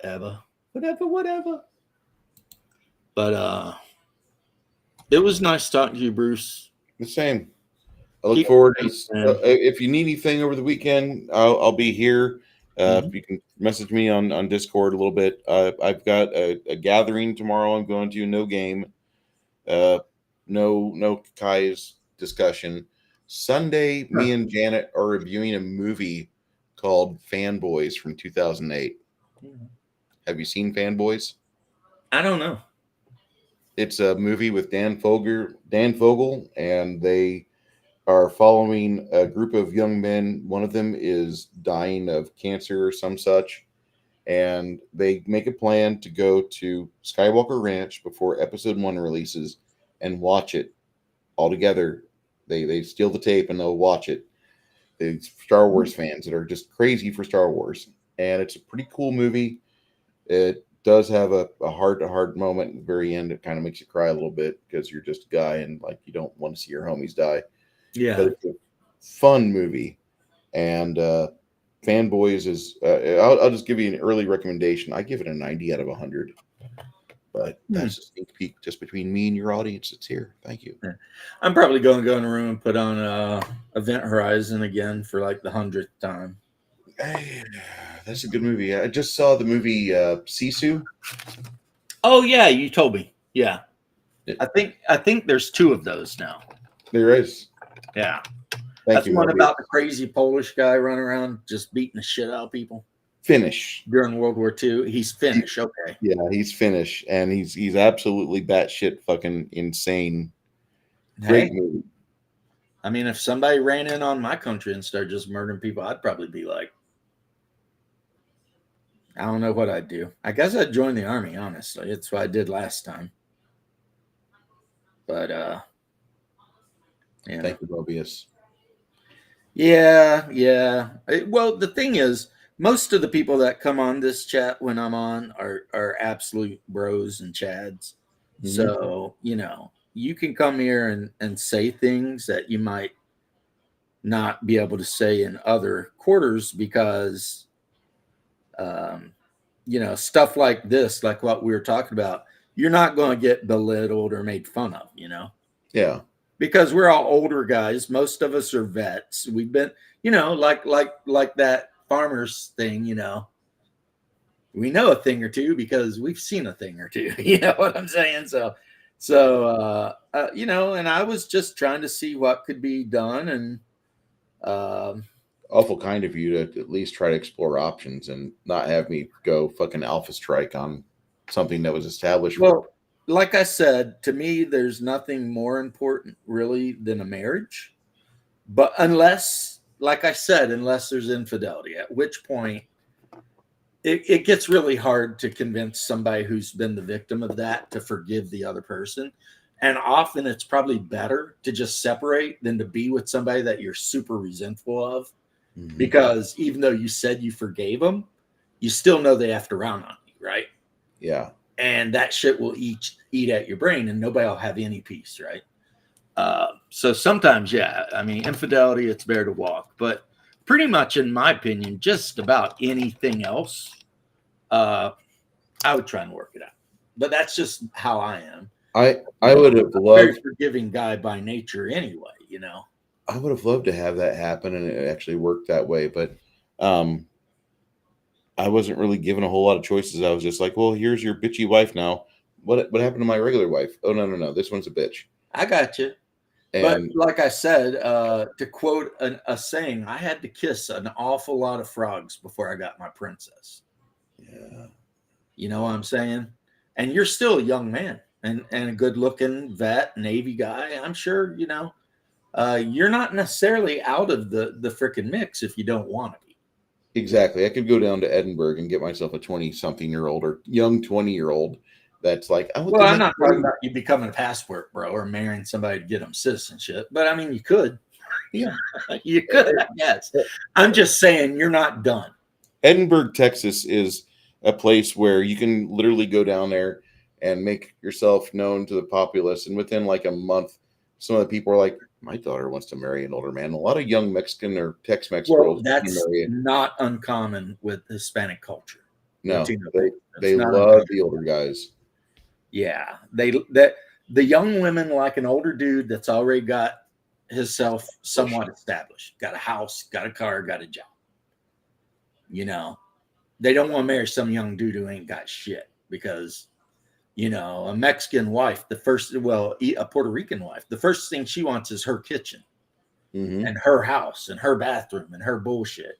And if you can provide it, then I mean, shit's great, right?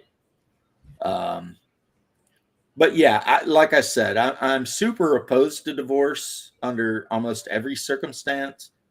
But in that one circumstance, I think from experience, I'm telling you, it's better to walk away than try to work things out with somebody when you know you're never going to forgive them. Because you're just stretching out the time the both of you are going to be miserable. You know what I mean? And I'm already not super happy with things. I was hoping that we would have more participation together on things. I kept hearing from her she wanted to play in our D&D games, and I'm not telling her like you can't come play like ever. Honey, do you want to come in and stop watching your Netflix? We can get you a character. Me and Chris bake it for you within like 10 minutes at level 17. Come on, get in. Never fucking happened. See, I married a gamer girl. I learned from my first two. Yeah, and I kind of wish I'd found one of those, but I'm still young enough. That's one thing Professor Dungeon Master did a video on about how he refused to date any girl in college if she didn't play D&D, which meant I guess he didn't date a lot, but it also meant that when he did date, he could have the girl that he was dating plus the hobby he loved. Yeah. And eventually he found the one that he married, and they've been playing D&D together for like 30 years. My wife and I have been playing games and role-playing games for like 20 plus years now, 22, 23. She typically enjoys like the Euro games where you don't actually, like you compete, but not directly, you're kind of building shit and gathering logs or whatever. That's kind of her gig. She likes that. That's noble. I'm not going to say it's bad. I do like those Euro games a lot. Yeah, like Carcassonne, Splendor. Carcassonne's okay. Settlers. Yeah. Ticket to Ride, my favorite game ever, though. She likes Ticket to Ride a lot. We have like all of it. Have you because played? Here's the thing: when I find a game that she really likes, I then make it the point of my existence to buy everything for that game. Have you played Dominant Species? I have not, but I lucked out recently and got the Something Memories, which was the last Mansions of Madness set they released, and the conversion set. So I now have every single thing for Mansions of Madness, and the conversion set came with 8 new miniatures, but each miniature has 2 different characters. So that's 16 additional characters you can play. One of them is like a hillbilly with a hound dog. So I might start playing that guy. But, you know, I don't know. I'll probably stick with James Culver, to be honest. He's done me right. You know, I mean, I don't know if I want to give up the character that I've won the most with, you know. Well, I mean, you win or lose together. That's how that game is. You either all win or all lose. There's no in between. You can't sacrifice somebody for the good of something. If somebody goes insane, they might actually try to kill you. And since you're dealing with, you know, creatures of cosmic horror, going insane is not as unlikely as you may hope. You know what I mean? And that's what makes Jim Culver so good is I have a golden trumpet because I'm a blues musician. And if you're near me when I play the trumpet, you lose some of your insanity. Because I guess my dude's playing that smooth jazz like Kenny G. Mm-hmm. Makes you feel a bit better about things, you know. Now, what I did do is I went on Etsy and I found where some guy had made a Jim Culver, what do they call it? Proxy. And I might have just showed it to you. It's Snoop Dogg, except he's dressed up like a 1920s blues man with a trumpet. But it's obviously Snoop Dogg, you know. He's got the braids and everything, you know. So I need to paint him up just so that I can throw Snoop Dogg on the table the next time we're trying to stop, you know, Tulu from destroying some part of New England, because, you know, that seems to be his whole gig is, you know, either destroying a part of New England or destroying the jungles of South America, Mexico. That's kind of what's going down there. And I think that's because they know that they dare not go to like Kentucky or Appalachia. And I love even the great old ones are like, nah. You know what I mean? Yes, like, sir. Those hollers are weird, bro. I know I'm a big octopus-headed monster, but I think I'll stay up here in Maine, Massachusetts, or Rhode Island or something. I don't want any part of that shit going on down there, right? I joke, I kid, but yeah. So where is my Snoop Dogg, actually? Did I put him aside somewhere? There's Soldier Boy. Have you watched any of The Boys? I watched the first season. I wasn't that impressed. I wanted to like it a lot more, and I ended up getting a miniature of Soldier Boy. Okay. And painting him up. If we ever play the Marvel 616 game, that can be a guy, an NPC or something, I guess. But come on now, where's my Calvin? You know that's Snoop Dogg's first name, right, Calvin? I've heard this. Yeah. I didn't realize that's actually the truth. I've just heard this. Yeah, that's his name, Calvin. What do you guys from NWA? I got to say too, he's kind of doing the best, ain't he? Yeah, I think so. He's got a cookbook. He's hanging out with Martha Stewart. I heard that him and Martha had relations, and I don't know if that's true or not, but there's some awful chummy video and photos of those two together. Well, I mean, props to him.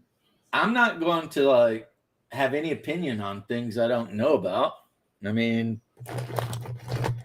you know, Snoop Dogg's been around. You know what I mean? Mm-hmm. I seen his video where somebody asked if he ever smoked weed with anybody that just tore him up, and he's like, "Yeah, Willie Nelson." So I wasn't surprised, but he basically said he tried to smoke weed with Willie Nelson and he thought he was going to die. Willie Nelson had like 3 joints, a bong, all kinds of shit going on. Snoop Dogg was like, like, what is this guy doing? He's 90, you know what I mean? And he's just going nuts over here. And, that's Willie Nelson. Outlaw country, baby, doing his thing, I guess, even after all these years. And that's kind of cool,